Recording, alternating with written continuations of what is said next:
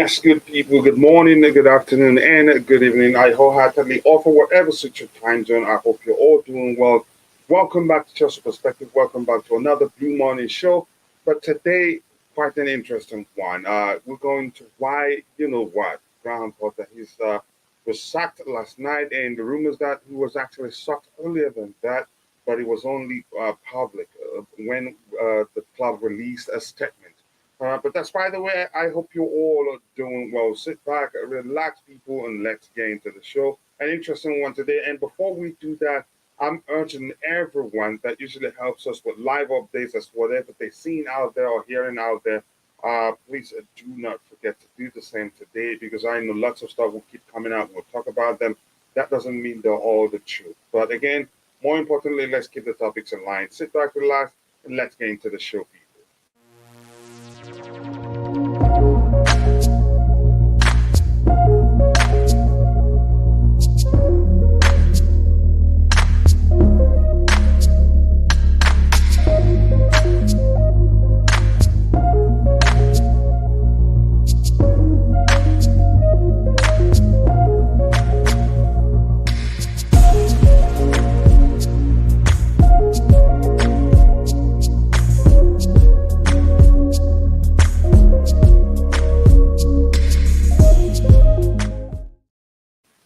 Yes, people, let's get into the show right away. There's no time to waste because we have quite a lot to talk about today and we don't have too much time in our hands. And my bro, Liam Lane, if you're watching, just remember I always have you on my mind and I'm continuing praying for you. I hope you're recovering quite well. But that's by the way, we move on from that one. The first thing here is Porter sacked. Yeah, I don't know what's funny about that, Namaya, but I know that's who you are. You're laughing. But yeah, he sacked Vivel. Is that you changed your name to Vivel FC? I'm thinking that is Valley Valentine Valley for short. Okay, big up to you, man. You weren't a member before, but thank you so much for becoming a member. I appreciate all the support. It will go a long way for the channel. They said, let's go. Yes, yes, we're on our way already. And Jesse says, big up everyone. It's a beautiful morning. I know lots of you will be happy that it has happened. But let's see. Uh, Dawn of the Clear Lake era, momentum on our side. Let's go. You could say that. Let's see if that changes. Hopefully, we don't hire someone else and still and we'll still continue to experience the same problems that we experienced on the previous managers, not just Graham Potter alone. Big up to you, the Undertaker CFC. I hope you're doing well.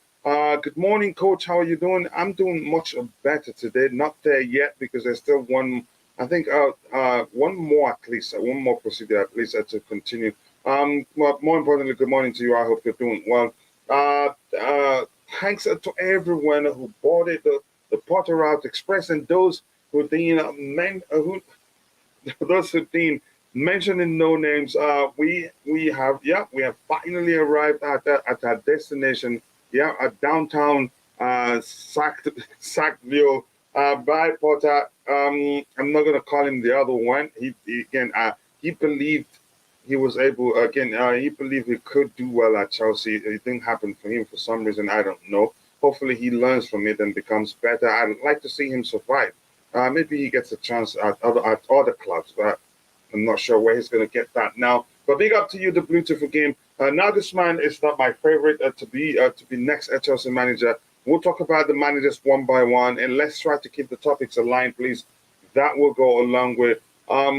Good evening from here, Coach. How are you feeling now? I'm feeling much better. Prasinho, thank you so much for joining the show. No, I used to be. Oh, why is it? Brianu, now I get it. Big up to you, Rahayu. Always nice to see you, brother. I hope you're doing well. Uh, you don't want to do that because the Nightbot is a machine. It's not a human being. It's a machine that's policing the chat. It's gonna time you out if you do that next.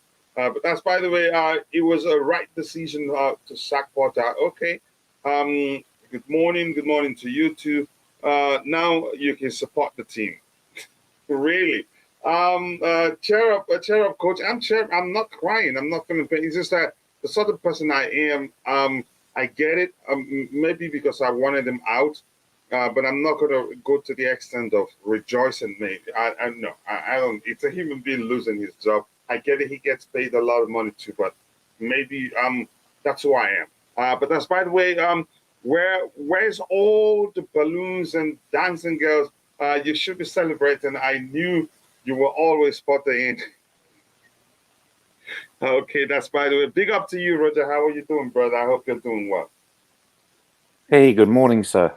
Good morning to you too, brother. I hope you're doing well. How are you doing? No, Yeah, I am not actually. feeling too bad because of your client. Because I'm seeing even comments on the community window if saying Roger is not gonna be happy. Roger is not gonna be happy. But some of No, them are it's joking. Some of them think really you're not no, gonna no, be of happy. course. Yeah. No, no, no. But mhm, I have some issues and questions. That's all I have. mhm, Um, Basically, obviously there was extenuating circumstances from the last 12 months of this club. mhm, So the board decided to go, and this is my criticism of the board. mhm, First of all, you let go of an elite coach. Let's be honest. I think Tuchel is elite, at least in my definition of it, and therefore they should have either suspended him for whatever the reasons were, which were apparently not football related, or sat him aside and discussed it and put him on sanctions, however you want to term it, mhm. because then they hired someone based on potential. Okay, which is fine. I have no problem with that. I think none of us did when they decided to hire Potter. I don't think anyone was saying off the bat this is a bad decision. We were quite optimistic based on his Oh, and ceiling, I on his was too. potential. To be honest, I was. Yeah, Mhm, yeah. I think the vast majority of people were. However, okay, so now they've dismissed him, and let's be honest, his record is quite poor, and a lot of the performances were quite poor in our victories. Actually, it's quite ironic. I find some of our best performances were in defeats. It's like with the first 10, mhm, 11 games, you and I were both not pleased with our performances, and yet he was unbeaten. So, but then, if to me, this is where I have some questions. If they were not going to give Potter until the end of the season, then why didn't they dismiss him before, at the very least, before the international break 2-3 weeks ago, to at least give the incumbent coach, whether that be a temporary or a permanent coach, time to at least bed in prior to the quarterfinals? That to me doesn't make sense. Now, the good news is, which I'm pleased to hear, is sources have said that Vivell and Winstanley had input, so they obviously had gone to either Egbali and or Bowley and or the board and said, we believe that there is no sign of improvement and we need to move on in a different direction. So at least they had input, because had the owners proceeded as such without the football director's input, then this would have been a very, how should we say this, a negative stance, in my opinion, if you You override could the say it people would you've create hired for. friction So at least between the they have had hierarchy. input, which I'm pleased. Now I'm saying Well, it would yeah, have so created this is friction good within the that at hierarchy. least Yeah.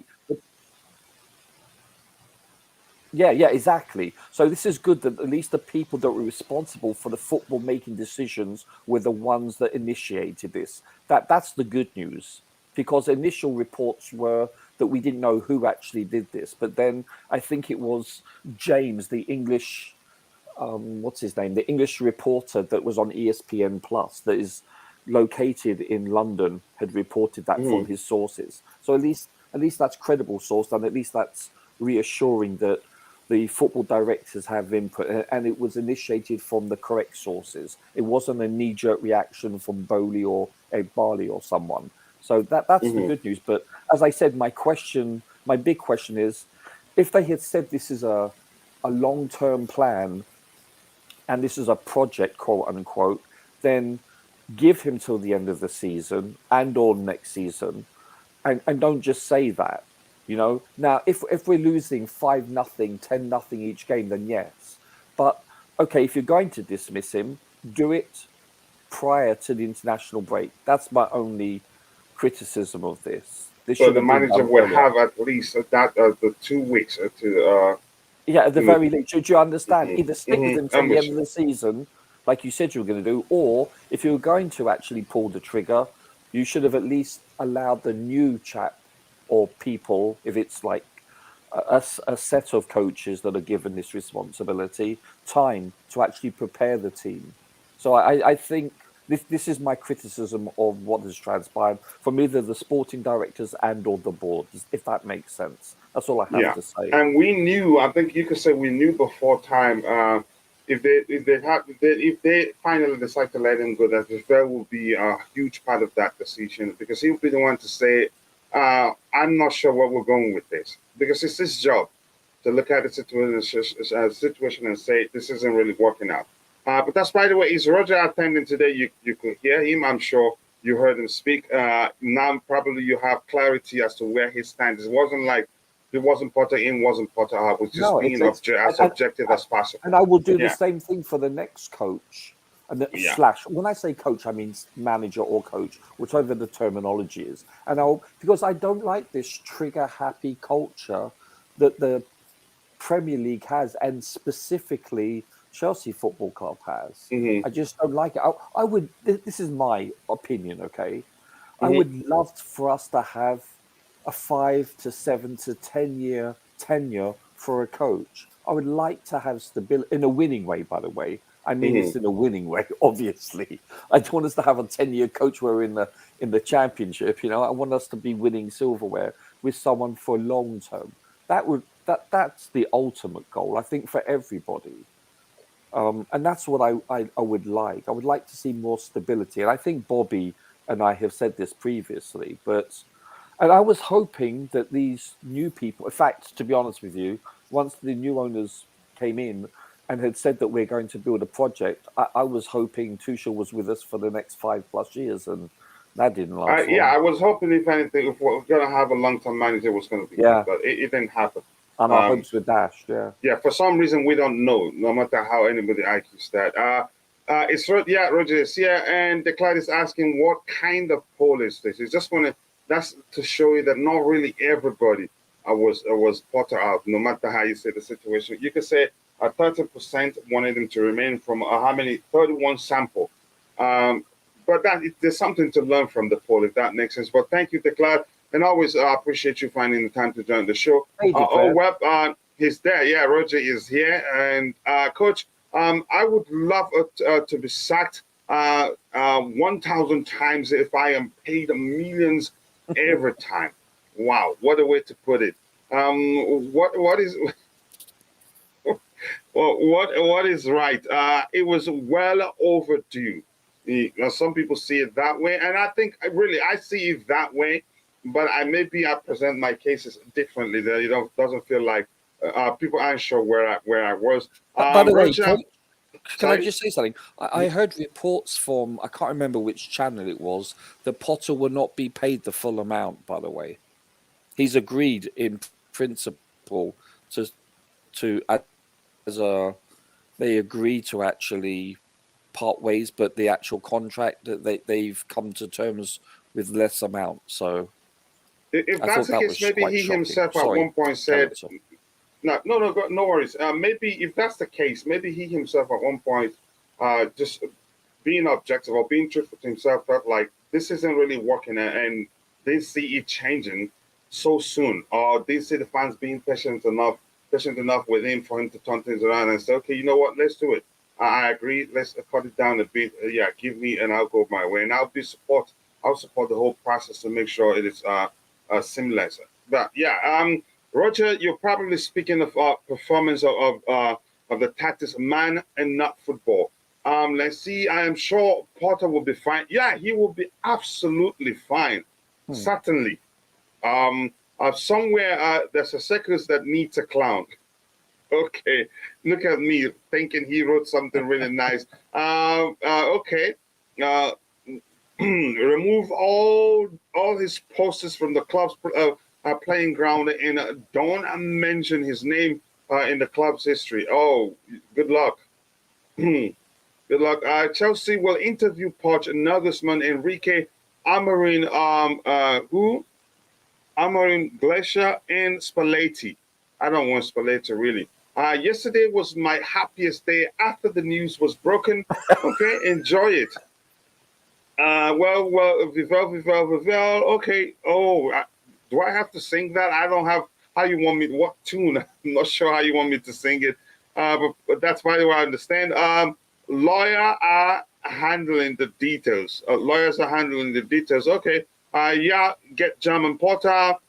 Please, can you always bulk up your contributions together? Don't type them one by one. It can be exhausting to be going through them one by one. He says here, get Zidane or Enrique. Let's see who they get. Out of these debacle, we know which journalist is punching holes blindly. Initial, yeah, okay. And who's that? BJ? Initial BJ, who's that? And which has reliable sources, initial FR. I'm not sure. Why am I not getting those initials right now? About. Nagelsmann is better option just without his. Okay. Nice to see you, Eugene. I hope you're doing well. Potter was not the problem. Sorry? Sorry, Roger, what were you saying? Oh, my gosh. Oh, okay. Potter was I said, oh, my gosh, to the previous statement. Oh, okay. Yeah. Potter was not the problem. These players are not clinical. They cannot finish like next manager will solve that. Here's the thing. One thing in football is that next manager. You, Coach, this is a valid point. You know, I saw the statistic that over Potter's 22 games in the Premier League, we are -7 in XG for scoring and +6 in defence. So what does this tell you? We're given opportunities to score and we haven't taken them. We've created those opportunities. And conversely, defensively, you know, we've been subjected to the opposition scoring, yet they haven't. They haven't been clinical, or we've made good saves or good tackles. So this tells you that therein lies. You don't have to be, you know, a football expert to see that we're creating chances. And look at the Villa game, regardless of who's playing where. That's irrelevant. We should at 27 shots, you're 0 out of 27 hitting the back of the net. That's 0%. No, it is concerning. You know, but here's the thing about football. Horrendous. It is. Here's the thing about football. Next manager could come in now, and players will hit another gear, and at least put away a few that will be enough to carry the team through. That's how. Yeah, that's football for you. Potter. Right? Yeah. Potter was not the problem. These players are not clinical. Yep, good point there. You could say that. Who is next? But that doesn't mean Potter doesn't. Again, like I've always said, the problem. You could say the whole problem. You could say are not down to the player. You could say they're then not down to Potter too. The players have in terms of being clinical or execution, like Roger would always put it. You could say that part is their problem. But there are other issues like changes. The sort of changes he makes in times he makes the changes in selection and all that. Those are all that. And you've got new players. You've got new players coming into a new country, a new language, a new environment, a lot of injuries. Look, Angola only played 33 minutes under Potter's tenure. You know, there's a lot of reasons why it didn't work. A lot. Some you've got to give it on the coaching staff. Some you have to blame on the players themselves. Also, there's a multitude of reasons. Yeah, chances are even if it's a bad manager, chances are if we didn't have too many injuries, we still do better than we did. It's not even chances; it's a fact. Who is next to take over now? We're not sure. We'll talk about that in a bit. Adinho, thank you so much for joining the show. Don Potter stop trolling players was not clinical also on the Tuchel. Yeah, it's an issue. We recognize that, but that contributed to the whole situation. Nagelsmann come from a farmer, no Premier League experience. Okay, that doesn't make a Premier League experience doesn't make any difference in terms of manager. Respect to you, coach, for your Liverpool prediction. It doesn't seem so far-fetched now. Big up, I get it. You guys now think I'm a genius, right? Is that what you think? Don't mind him. I rather have Pochettino than Nagelsmann. And this says how these people funny with underrated Bundesliga, classic jealous. And you don't have to call them. We just present your argument. But big up to you, Eugene. Let's see. Could it be that Potter offshore company is Bahamas has been paid for a good job? FFP turnaround. I'm not sure what to make of that, but I get your argument. Big up, JC, by the way. I hope you're well. Nagelsmann was not good for Bayern of Farmers League. And okay, you're just angry right now. You're just pouring your whole heart there. Yeah, you're gonna keep supporting Chelsea. Are you gonna give up because Potter is gone? Nagelsmann is the perfect to do the job. We will win Champions League this year. The possibility is there. Nagelsmann will win Champions League this year. Okay, I'm gonna skip quite a few there. Bro, Nagelsmann cannot beat Villarreal in Champions League, and you think he will beat Real Madrid. Okay, just have the conversation with him. So I'm going to pay attention to what to read and what not to read there. Statistics say we are in relegation zone. If not for those 10 legacy points are from Tuchel, we don't need to be blind. But let's start. Let's move on from Tuchel now. Can I, Coach? Can I just say something? Yeah, go ahead. I saw something on, I think it was Match of the Day BBC, that if you take away those 10 points and you start the league from when Potter started, we would be 10th in the league, by the way. So we wouldn't be in the relegation zone. So yeah, if anybody wants to talk about that, let them go deep into it. Yeah, exactly. You can't just say take 10 points away and give all the remaining 19 teams their amount of points that they played in those 10 games. You can't do that. That's mathematically insane. Doesn't make sense. All right. Let me catch up. Let me bring Rodrigo in while he speaks. I think I'm going to try and change my connection. It looks like you're getting whatever I'm saying a bit late. Rodrigo, big up to you. How are you doing? Your thoughts on what happened? Did you expect it to happen? I said when it did. I'm free. I'm free. Freedom. Oh, I'm alive. Okay, free at last, right? Free at last. Free. You guys go ahead. I'm going to go out and come back in so I fix my connection. Go ahead. Remember the days. Sir. Remember those stream coming in ranting about the team, about the coach, all of that. It's finally over. It's over. We've won. So is April the 2nd your new birthday? Yes. Yeah, I think Una Emery. Oh, no. We need to build him a statue next to Peter Osgood. Oh, no. I've never, ever watched a game or wanting my team to lose. Like, that is a strange feeling to be in a position where you're contemplating that. I would never want to feel like that as a football fan. But he did get to that where you're like, for the greater good of the club, I'd rather we just lose. So if it means it's gonna go, then that should be it. It's a shameful thing to admit. It's a shameful thing to admit because you never want a team to lose. But when he got to that point, you know it was untenable, and he had to go. I'm so happy he's gone. Obviously, we're gonna get into the next stage and stuff. One thing that really didn't go his way as well. Obviously, we can talk about the injuries, how he was unlucky in some decisions, like the West Ham game. You remember that the handball, because he wins that. That's a big win off the back of the great transfer window we just had. The Tottenham game with the hair pull by Cucurella, things like that.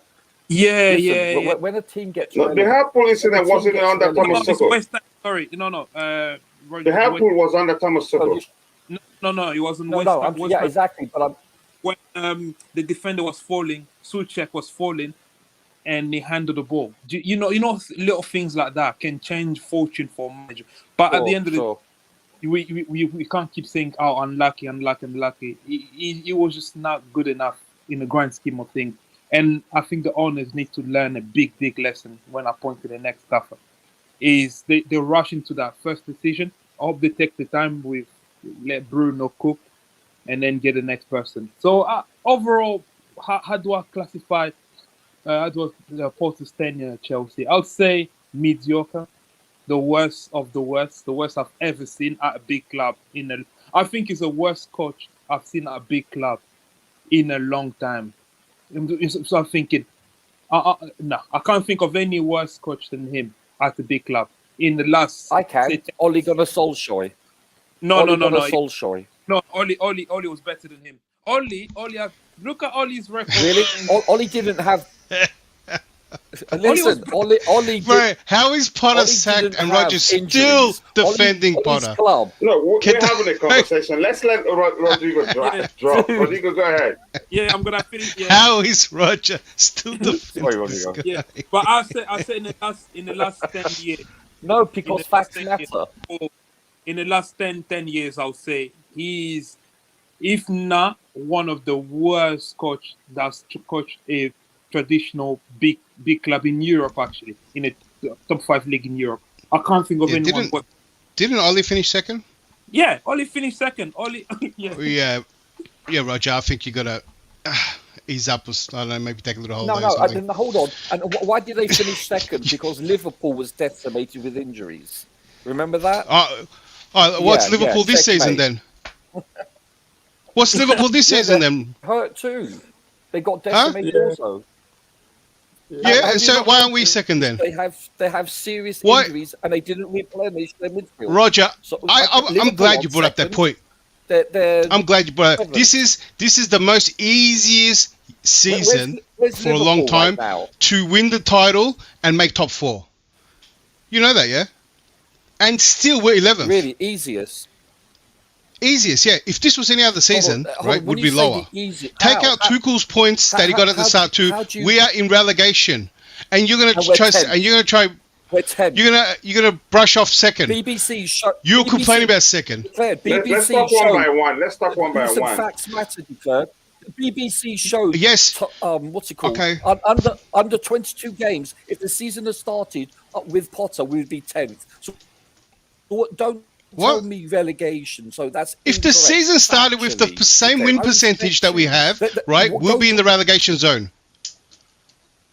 No. I said points. So listen, the BBC on Match listen, Roger. I'm sure you can. It will show you. All right, that there will be. I'll give you olive branch. I'll give you olive branch to your fact, right? Liverpool did have injuries. Let's say Man United finished third. Ole still got third. Ole still did way better than Potter. To have one little team to rule out, you understand we're 11th, right? You understand did he have 11 injuries? Did he go through it? Did he have 11 injuries from start? Potter, no, 600 million, brand new team, the biggest squad ever for any Chelsea manager. Which is a problem. Right? Which is an issue, sir. What? You know what Potter has? Potter has a record-breaking excuse. Excuses. These are reasons. These are right, yes. Just give me 1 moment, this please. is not an excuse. Bro, Ole had problems too. Ole didn't have a strike. Ole had Lukaku too. Doesn't matter. Like it's just. Do you know what I mean? You saw what you didn't have a striker. No, there you go. You can make up a number of excuses. You can make up excuses. The guy still made second. You're saying that he made second because of Liverpool. Give me a few minutes, please. We're just going back and forth. Give me a few minutes. I'll come back to the panel, please. I don't know how you can defend this guy. I don't know how you can brush off other managers' achievements and play down other managers' achievements and praise the ones we got now. There is no excuse to be this low. Let me get what we have in the chat, please. I don't know if you guys can still hear me. I can hear you. Okay. Yep. Declan, just give me 1 second. I'll come back to everybody on the panel here. Let me see. What do we have here? To be honest, I think the problem started since Mason Mount was not informed. I'm not advocating for Mount, but he is the most clinical in that front. Next manager, will have the same problem. But like I said, even if this man has the same problem that in such situation where the players aren't clinical, he could make a slight difference that they put away a few chances that will make a whole lot of difference. But like I said, lack of players are being clinical isn't our biggest problem. There are other issues. There are a myriad of reasons as to why things went the way they went under him. Like I said, even if you have a bad manager, if you have a full squad, a fully fit squad, they can make a difference. Potter had 32 players. I'm not going to here to read anybody's excuse. I want us to move on as soon as possible and talk about the possible replacement and all the questions that we may have. Potter would have put N'Golo Kante as goalkeeper. He would have considered Kepa for striker if Kepa has a blue uniform. Okay. Big up Kachila, big up to you too. I waited for the Potter sack and it happened. But is the young Nagelsmann capable of handling these players? The problem is Potter was backed by the board, but he didn't help himself. Okay, some argument right there. And I see your message, by the way. If you're really interested, maybe you can write something or whether asking the question whether Nagelsmann is the right man. Then we'll go from there. But thank you so much. I appreciate that. Ghana Charleston, Mudrik has forgotten about. Has to forget about the war and focus on his mentality. I know it's not easy. Oh, thank you for saying you know it's not easy. Okay, I can't read that because I don't know the meaning. But big up to you too. I hope you're doing well. Ancelotti, Conte of one Premier League title each with Chelsea. Mourinho 3 Premier League titles with Chelsea. They are all experienced winners. Premier League form determines whether sacking occurs. Enrique also then everything else fell. I don't think, like I've argued before, I don't think Zidane would do well in the Premier League. Man City own this league and still cannot win UEFA Champions League. Wow. Chelsea have always had problems and managers that can solve them. Sometimes Roman solved the problem, but Potter was void of any problem-solving skills. You could literally see it in his face. Julian or Ruben Amorim, these two are vibrant and have hunger for success.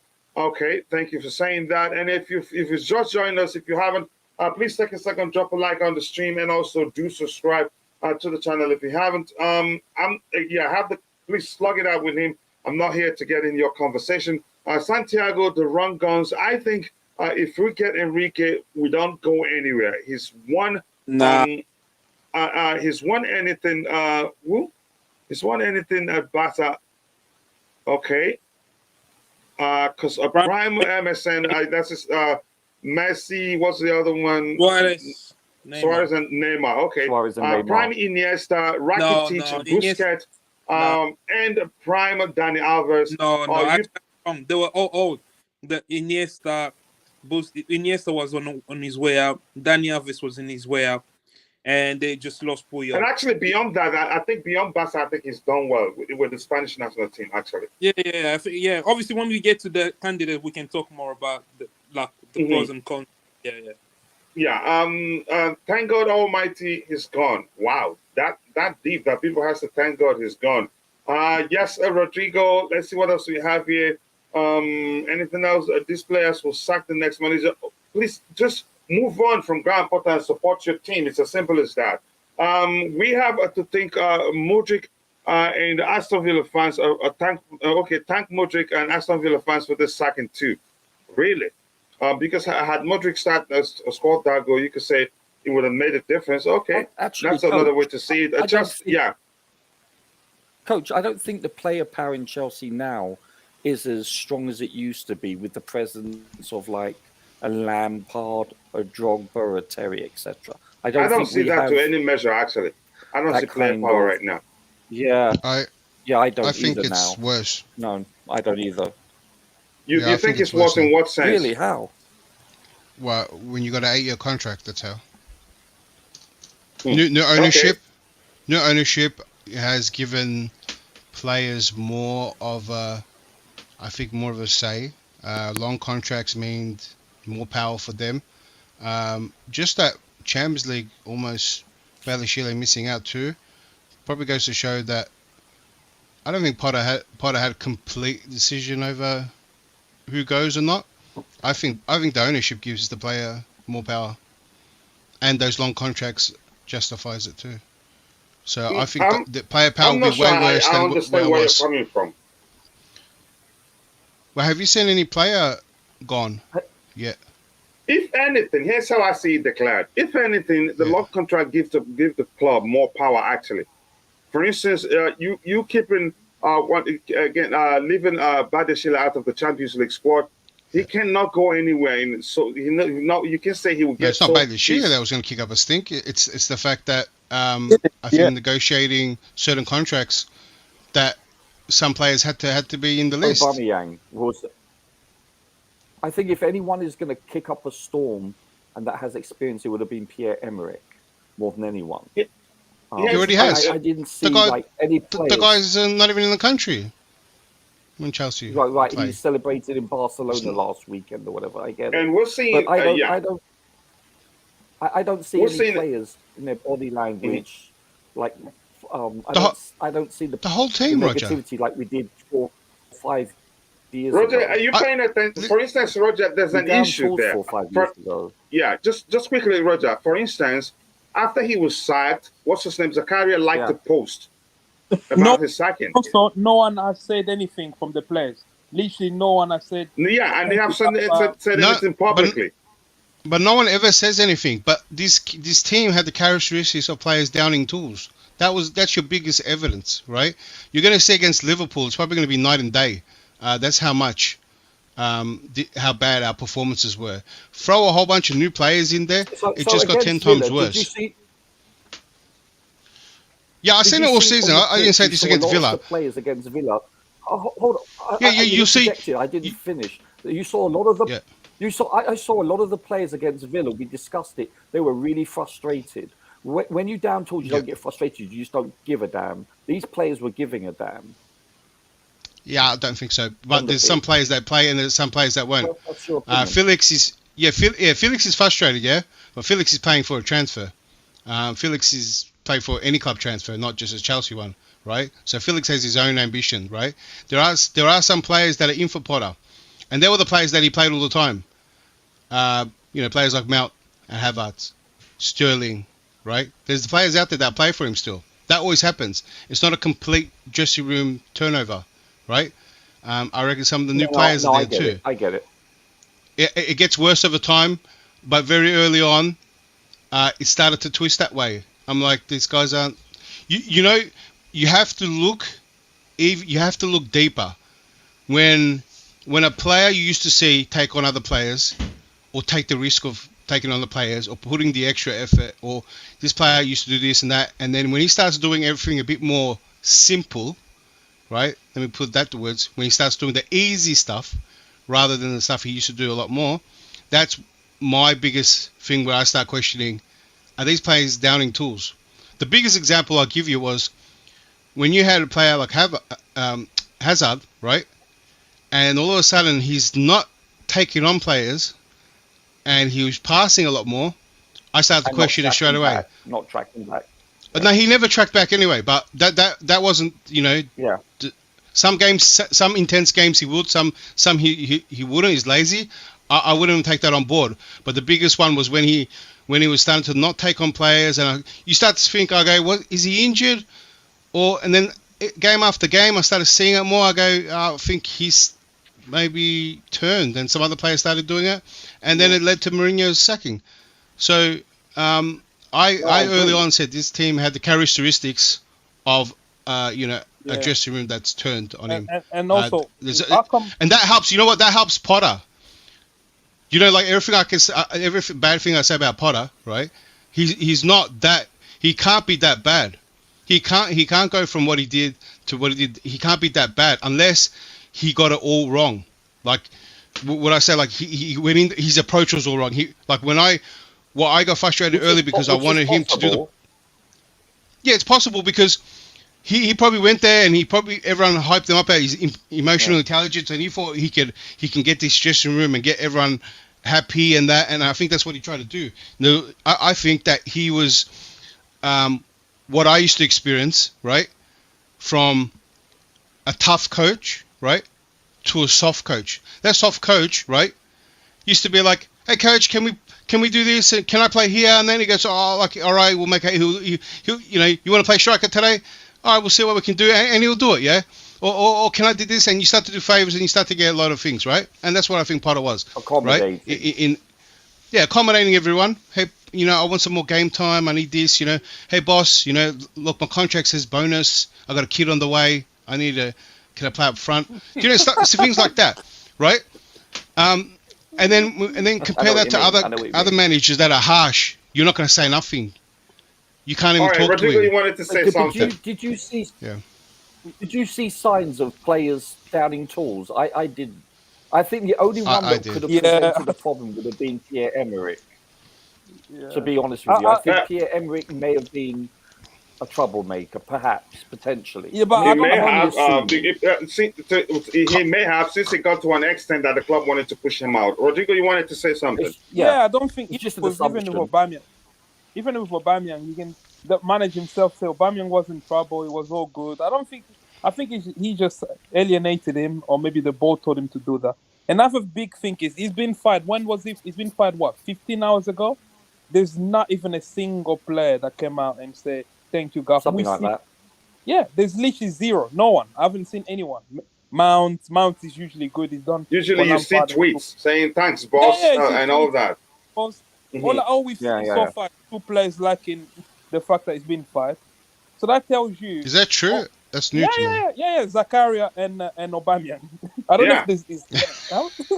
That's even if that's fake, it sounds so true. That sounds so true, doesn't it? And what we knew. What makes me laugh now is the report from Matt Lowe, Ben Jacobs. Maybe they'll come up with reports saying, "Oh yes, we knew there was a dressing room unrest," but you know what? They kept drumming it. They kept forcing this narrative of everyone is happy, everyone loves Potter down our throat. So I'm gonna look at those reports and laugh, because if they knew all these things and they were just reporting the wrong information, then they're not credible. Because they can't be saying now, "Oh yeah, we knew." Or when I saw a report from the Daily Mail, "Oh, when Chelsea played Nottingham Forest, there was issue about players now following the tactics." We never heard any of that. So that person knew that information from then. Why didn't they say anything then? You see, they'll just come up. Rodrigo, you brought up a really important point. A name, Zakaria. Where does that put him now? Does this jeopardize the chance of him? Oh no, I don't want him to stay here anyway. By Chelsea. I don't want him. I think that boat sailed. Doesn't it? I do. I like him. You like him? I don't like him. I don't know. Send him. I have concerns over his fitness. Yeah. But that's a good point, though. Where does that leave him in the equation? That's I'm not sure. I think he's going back. Yeah, back to Juve. Bye. Yeah, looks like I think now. that boat sailed. Yeah, I think that. Yeah, I told what can he do? What is he gonna come? If he's gonna start playing now and put on a show, he probably could. In the last games, he can start under this caretaker, and how long he's got.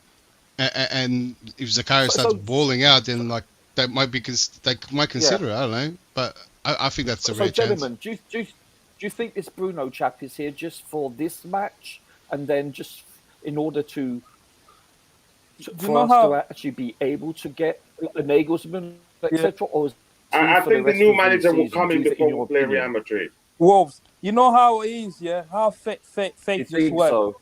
Tuchel's first game was against Wolves. The new manager first game might be against Wolves as well. Yeah, maybe. Yeah, that's a good point. I think this guy might. I want a club to take the time. I don't mind, because I don't think we'll beat Real Madrid, even if Potter was still here. I'd rather we. Yeah, I don't know. It's hard, isn't it? It's hard. You don't want to throw away the Champions League like that. Yeah, but I think that Rodrigo. I think they got that in mind. Why would you get? You think they had that in mind? Yeah. Yeah, I think they want to manage out. Say that again. Yeah, I think they got the Champions League in mind to get a manager in for that. Oh, in mind. Okay. Okay. Yeah, in mind. That's what I meant. Like, yeah, like, I think like if there was no Champions League, then there's no rush. You can even finish the season with this coach. You can have the whole off season to get your man and to work it out. But if they really still want to be, I agree. But then competitive in the Champions League 2 weeks ago. I don't like. I used to come on these streams and ask this question all the time. I used to question. This is well overdue. Can you guys? Yeah. So declare. This is my logic. Yeah, we can hear you now. If they were gonna, they should have either kept him for the rest of the year. Hold on, or if they were going to get rid of him, then because we weren't losing 5 or 10-0 each game, then they should have decided to get rid of him, fire him, prior to the international break, in order to allow the new replacement enough time with the players for the quarterfinals. It was getting. They didn't think they were going to sack him. Actually, I couldn't. I think because it was getting disgusting. I think really? that they because I find that because hard. Well, I'll give you why I think that because they put a lot of, I don't know how, right? They got media influence. The media really try to help Potter. It try to calm everyone down, try to put some stats out there that, some of the people that still want to give him time started to say 2 games, and he really tried to win those 2 games in a mid-table fashion. Do you know what I mean? Like we had so many defenders at the back just to hold the lead. He really went for it. It was even, the narrative was even there. The next 2 games, win these 2 games. So they did everything to try to calm the situation, right? And if Potter did like 1 win and then a couple loss, 1 win, and probably still would have been up float a little bit, riding that little wave, he still would have been bad. But Stamford Bridge and everything that we're hearing, and it was all suppressed a little bit, but it was getting worse. I wouldn't call it a wave, I'd call it a ripple. Yeah, ripple. I was calling it like a wave, just like him hanging on the raft. Sorry. Right? Yeah, that's the way I was looking at it. I get it.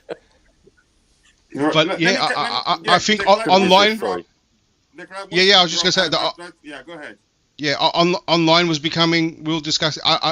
Besides yourself, like I said, there was barely no one left. Only rival fans were defending Potter. Imagine like, and this is how I was seeing. I didn't think that I thought Potter would still do the Liverpool game. So I was thinking, and I said, remember I said it here too. I think if we get a thrashing, it's going to become crazy. Like you're going to see the backlash is going to be crazy. So it's 3 days to Liverpool. Yeah. If we cop the big loss to Liverpool, then another game. Real Madrid can put 5 past us too in the same fashion, right? They're doing way better than Liverpool, right? We could have had the most toxic fan base you would have seen ever. The things would have been said and done, and you would have been ashamed at some fans. But I think if you kept going to the end of the season, I think it could have got really bad just on a fan level. And what think about the death threats that he brought out. Think of all that amplified 10 times, and the shit on the club, and then it wouldn't be just Potter. Everyone would turn on Bowley as well, and any other ownership, anything to do with it. I think it would have got real bad, and I think that's why they did it. Because they could have just let him ride to the season, and I thought that might have happened. What's the point? Right. Toxic for them. Right. Yeah, because once you turn on the owner, I think that stays. If you saw in other clubs. Time to get to you, or is it coming? Are you guys hearing me instantly? No, we're hearing you. Okay, thank you. Hey, Coach, I gotta apologise too. Yeah. Distant. You sound low. Because we could probably beat Liverpool now. Not medication anymore, right? Oh. Yeah. Zing. Oh, that's a good one. So maybe you saw something in your dream. I don't know. I'm gonna trust you next time. No, I'm not into that. Hey, Coach, at least let us know. Yeah, Potter's gonna get sacked. Like you forgot all the key parts. Like, we can win Liverpool because Potter's gonna get sacked. Say that next time, and I could agree with you. I won't laugh. Maybe that was what I meant to say. You guys. Yeah, that's what I think you meant to say. Maybe go back and edit or something. Let me catch up with the chat here, please. Chelsea DNA is not a tiki-taka football. To be honest, we need to revert back to type Pochettino would suit Pochettino would suit our players for this style of player. Pochettino not really tiki-taka, but his teams can be entertaining, really, if we're being honest here. Let's see. Kuchela, Bayern and Madrid are world-class clubs. Never wanted him. Okay, even Madrid only wanted a Tuchel or Nagelsmann for Ancelotti's as Ancelotti's successor. I know they still want Nagelsmann. They say no. They're considering Poch, so to speak. Let's see what else we have here. Coach, those two voters in 12% supporting Potter must have been cases of misclicking where mouse slipped. At least that's what you think. Big up, okay, just saying hello to Eugene there. So I guess court is in session then. We're in session, really. The client is here, and Porter's lawyer is here, still defending his client, or maybe asking for lenience in terms of me or the mic is a bit. Sorry? Your mic is really bad. What's happening? You sound like Graham Potter. Really? You sound very low. I'm trying to get it high because I'm mixing it with the iPad. Can you guys hear me better now? I'm mixing it with the iPad. I'm not sure what I'm going to do. So maybe I'll go to the other one. Let me just use the other mic. Just give me a... Okay, I hope you guys can still hear. Yeah, it's better now. Now you had your Potter moment. Okay, thank you so much. Let's see what... what do you mean easier season? I'm not sure. I don't need that one. A season that has Arsenal at the top of the league is an easy season, bro. Okay. Let's see what else we have here. Porter average 1.27 points per game in the league. That's relegation stuff. All right. I'm just gonna come back because I'm still fighting to get my equipment working very well. Let's get into why he was sacked. Nothing clear here. I think it's just some statement as usual from the club. This says Chelsea FC has announced that Graham Potter has departed the club. Graham has agreed to collaborate with the club to facilitate a smooth transition. What I want to ask you, Roger, how can he help here? Yeah, so what he can do, he can allow, I don't know if he has the power to do so, but he can allow his staff to stay. I don't know if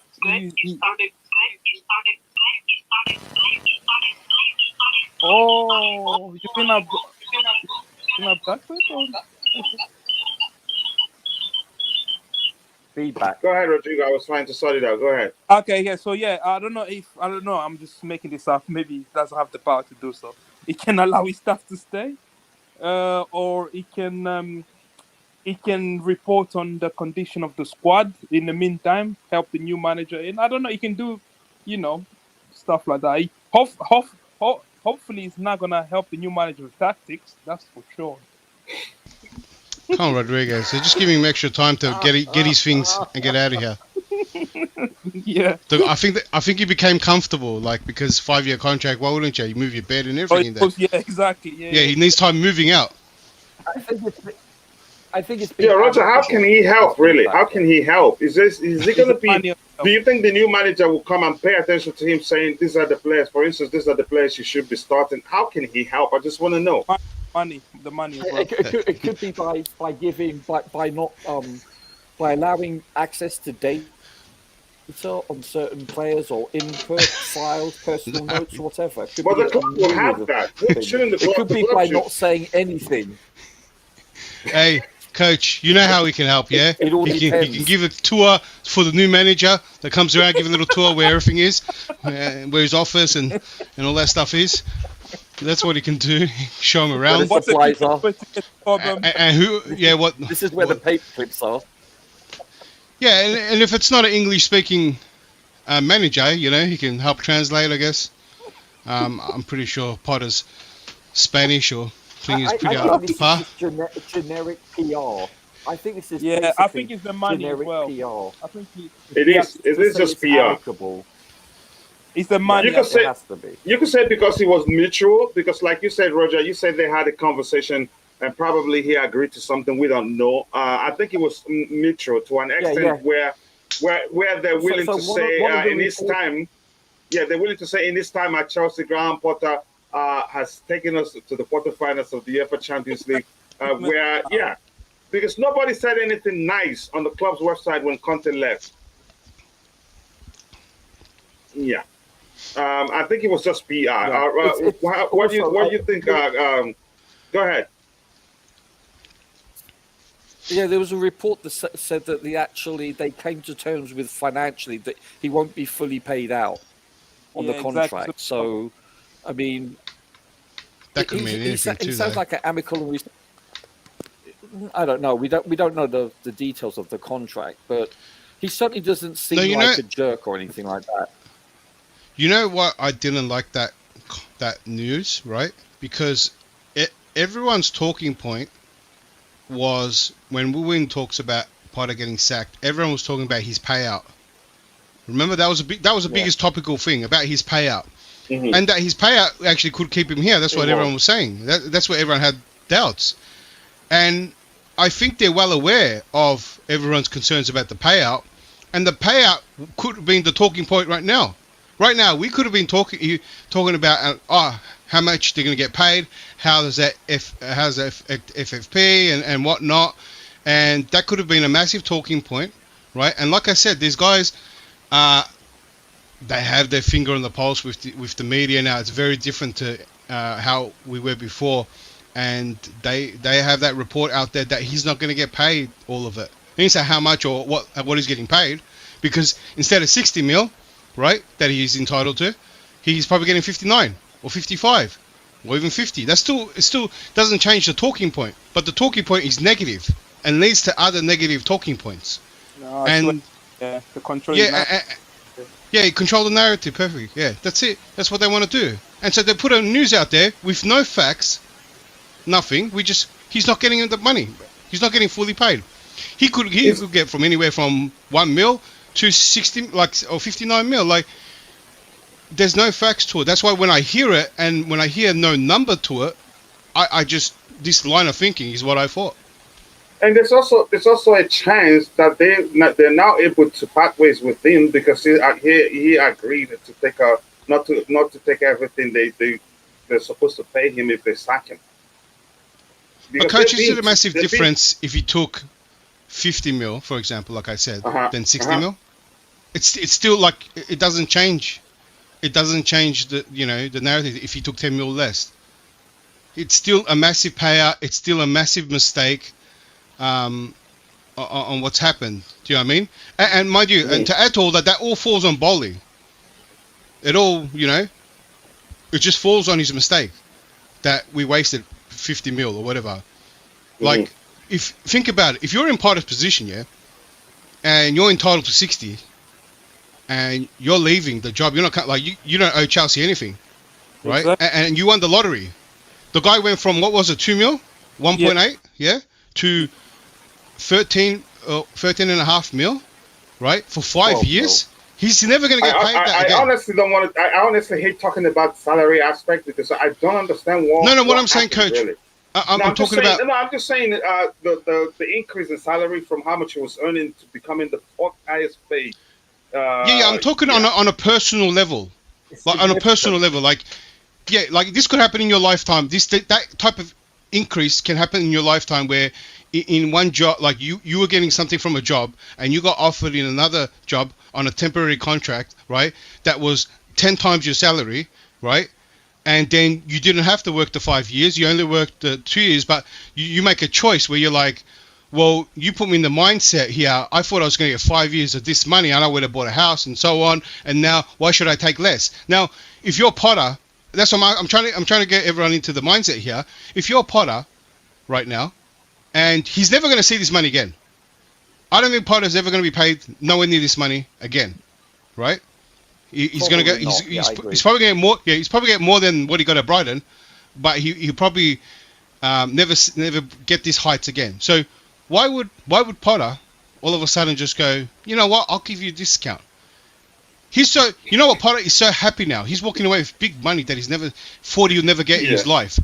So you know even he what? goes, all right, you know what, I'll do. Can I ask a question? Yeah. Yeah. Can I ask a question though? Well, I yeah. Let's go ahead and ask the question. What that is answered, I'm going to bring in Ty right now. Which hold on. Yeah.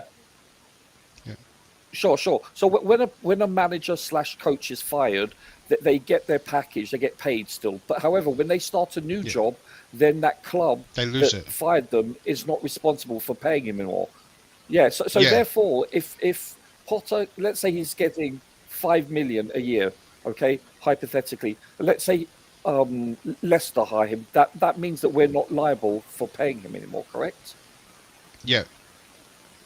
So that's why there's negotiating room. So if Potter didn't plan to work for the next 5 years, right, then there will be zero negotiation, right?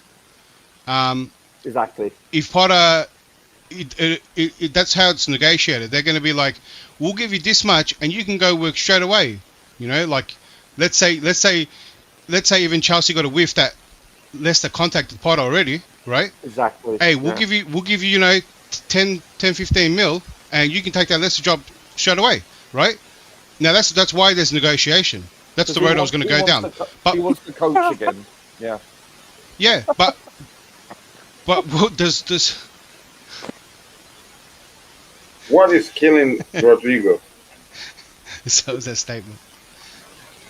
Okay, go ahead. Once you're done, I want to bring in Ty. Ty hasn't spoken yet. Yeah, that's what I was going to say. That why would Potter give any indication? That is funny. I was going there. Why would Potter give any indication of taking less or substantial less? Right? Like he's not going to say, "I'm not taking any job." Well, they know he wants to work within the next 5 years, so they know they meaning the owners, the board, know that they're not going to be liable for paying all those 5 years remaining, or 4 years, whatever it is. Oh yeah, so it's a gamble. So either like, so it's who holds the power. Like let's say if Chelsea get a whiff, or actually had someone on the inside know that Leicester contacted Potter, then they can get away with a lot more. But if Potter gives no indication that he's not going to work for the next 2 or 3 years, or 2 years, he can just chill and get his. At least that's nearly 30 mil, right there. Or be 26 actually, 27. All right. So he's still going to get a big payout. 75 years of age, wants to retire. Yeah. All right, Ty, if you're there, Ty, let's get to thoughts. So I'll catch up with the chat. We can go into talking about the candidate for number one after looking at a few stuff. Ty, are you there?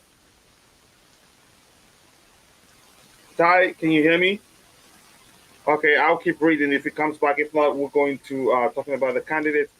Coach, the Potter picture on your screen, that lost stare in the look. Is that him looking at Roger? Maybe, because Roger didn't do his job right. That's why he's been sacked. Good morning, Coach. Good morning to you too, Abraham. My bro, I hope you're doing well. I was waiting for the sack 2 months ago, but it happened yesterday. Project works as long as winning, as long as wins come with it. I get the argument there. My only problem is that people are putting all blame on Potter. Well, you know why that's the case. It's the manager. As usual, the manager takes all the blame. They usually say it's in the name, yeah? Yeah. No, he doesn't like Potter. You can see that, right? I don't believe that. I don't know. Isn't that Potter's brother? Possibly. Don Potter, isn't that? Isn't Don like King Potter, like King Boss Potter?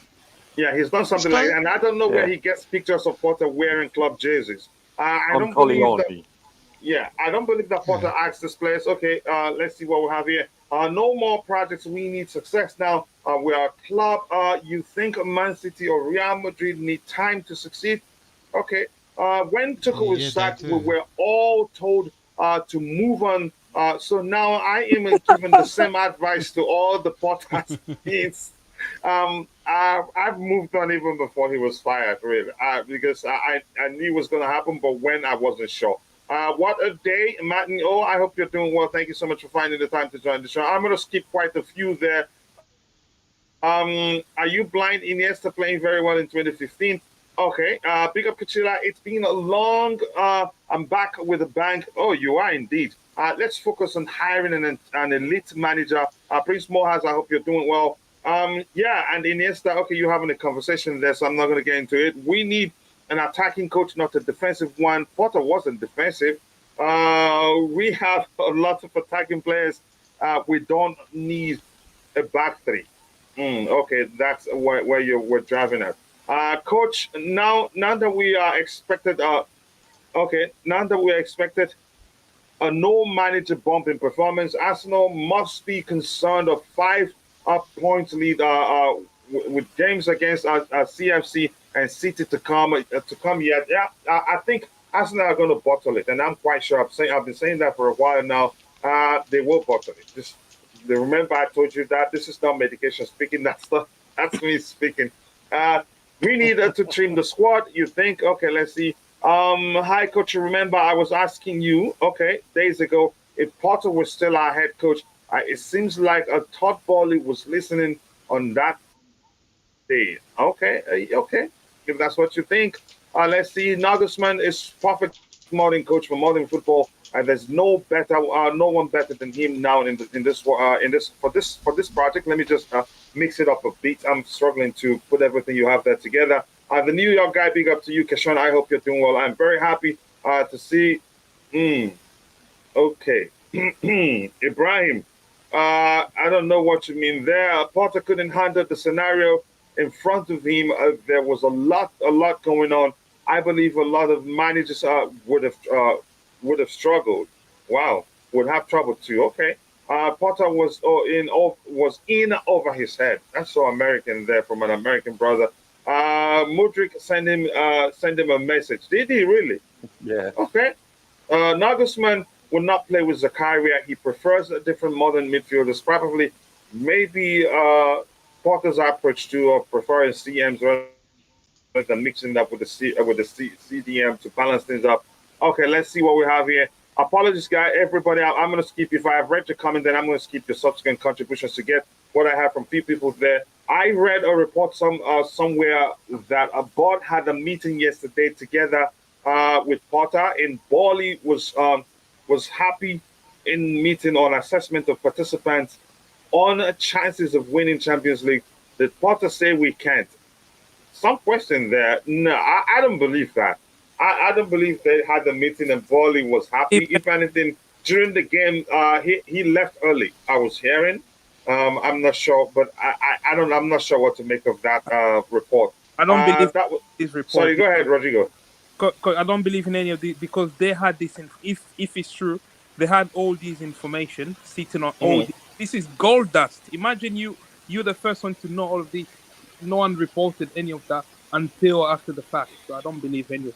Yeah, I don't believe it either. Rodrigo, the ESPN journalist James, the Englishman that was in London, he was on a video call, with the ESPN Plus crew. He said that he had confirmed reports that the initial decision to terminate Potter came from the football directors consulting with the actual board of directors. So it came from Vivell and Winstanley initially, which is what I'm pleased about. I'm glad that they initiated it and not the owners, because that would have been going over the sporting director's job description, if that makes sense. So, and we knew beforehand if it was going to happen, it would come from Vivell and Paul, not really Todd Bowley maybe. But go ahead. We didn't know, but if it didn't come from Vivell or Winstanley and it came from Egbali or Bowley, for instance, then that would undermine the sporting directors' responsibilities and jobs themselves. That would have definitely undermined them as an employee. And my point is that we've had conversations. Yeah, my point is that we've had conversations where we say we have Christopher Vivell. If things ain't going the right direction, he'd say something, and I think we believe that he should have. Yeah. So the good news is it came from the sporting directors. That's the good news. I'm surprised with Stanley. He stabbed his own man. on Brighton. He has a job to do. Yeah, fair enough. Yeah. Yeah, he has a job to do. That's what I was referring to. From these A journalists, okay, B lost his credibility. He's pushing his own opinion and Yeah. something factual, then articulate in the media. Now we know he's guessing everything. Oh yeah, You know the them, one that yeah that I don't know. Are we allowed to state names on your channel? So Ben Jacobs, for example, he had oh, that was the BJ we were seeing there. Go ahead. Jacobs, yeah, he had the Twitter space before. Literally, it was almost like he was trolling Chelsea fans at one point, and he's a Leicester fan. He didn't even know that Brendan Rodgers was getting fired. He literally found out at the same time as everyone on that Twitter space. Really? I hope he enjoys Potter at Leicester. There's a chance that could happen. All right. Sorry, you guys just give me a few minutes. I'll get this done quickly. I'll breeze through it as soon as fast as quickly as I can. We are free now. Everyone is. I've always been free. I don't know about you. Everybody's free now. Okay. I think the timing is also because Nagelsmann is available. Perhaps they don't want to risk losing him to another club, so decided to sack Potter now rather than after Real Madrid. That may well be the case, but we don't know. But big up to you, Gabriel A. Chelsea 254. We just need a one season with Nagelsmann at night. Okay. One second. And we will be on our way to another Champions League win. Okay. Enrique wouldn't work. He's a philosophy merchant. He needs a specific types of players who play a particular way for this for his system to work. If a few pieces are not in place, for example, a striker or a playmaker, then it wouldn't work. And that's some observation right there. Nagelsmann is another Potter. I wouldn't say that. I think he's proven on the biggest stages that he's actually a capable manager. Look how far he's taken them to the Champions League, if that makes sense. Even Potter did that too. So I wouldn't say calling him even Potter. Yeah, he got us to the quarterfinal stage. No one, it was just him. Okay, Potter knew a while ago he probably wasn't right for the job. He seems pretty cooperative and agreeable with his sacking. Maybe he's just that good of a guy. It could be either. It could be either. It could be because he said the truth to himself. Look, because if he lives on he led us to the Champions League quarterfinal stage. No matter how you see it, I think that's an achievement for him. Maybe he looked at it again and felt like if he stays, things could get worse, and then would dent his resume up bigly. What were you saying, Rodrigo? Sorry, I was just saying the same thing. He can use that for his next job to impress the likes of Southampton that will need a manager, Leicester need a manager, Tottenham. He can impress them with that fact. All these people can put Nagelsmann and Potter in some pocket. He won the Bundesliga too. No matter how you see it, Potter to Leicester. I don't think that happens. I don't think Leicester will be so quick to decide. If I was Leicester, I'm not going to rush to hire him. He needs a break too to recover mentally. Enrique over Nagelsmann. Let's see what we have here. He will help by releasing and reporting collected data on players to the club. The club should have access to that. That should be on the club server. They should be able to reach it because yes, then if they're working together, Vival also should have access to the data. If that makes sense. So I'm not sure. I don't want his data. So he has proper data. Why would you want his data for? It was all wrong. Okay. Surely he knew Loftus-Cheek was a wing back, right? and Reece James not a centre back. He surely knew that, didn't he? Huh? He surely knew that. Cucurella's not a centre back as well, or listen, he was playing everyone out of position. His data's all off. Tuchel played Thingy Bob as right back. He did. Roger's right. He did. But you know why he played him right back? Tuchel did what? Do you know why, Roger? That Tuchel did because he didn't have a right back. Right. James, neither where? You know, it's funny because you said Potter had injuries, and so did Tuchel, and the difference in achievements. He was top of the table, right? He was on top of the table, and once we lost Chilwell to Juventus and Reece James for the season, we fell. Okay, we were nowhere close to being the same team. Listen, Potter. Yes, so when Potter came in, what were we, fourth? Weren't we fourth? Yeah. No, we were sixth when he came. Sixth or seventh when he came in. No, it was higher. Brighton was fifth or fourth, I think. When Potter left, Brighton was fourth. So we were sixth or seventh. I just saw it. And by the way, listen, it's like you can't. You have to understand injuries are part of the game, but not when you're decimated. No, the irony here is, right, and this is why I kept making a joke about the playbook. And if you dismiss that, then you're being naive at best. No, because the Loftus-Cheek playing right back was to show a manager to do what he had at hand without a was it right back or right wing back? Right wing back, sorry. To play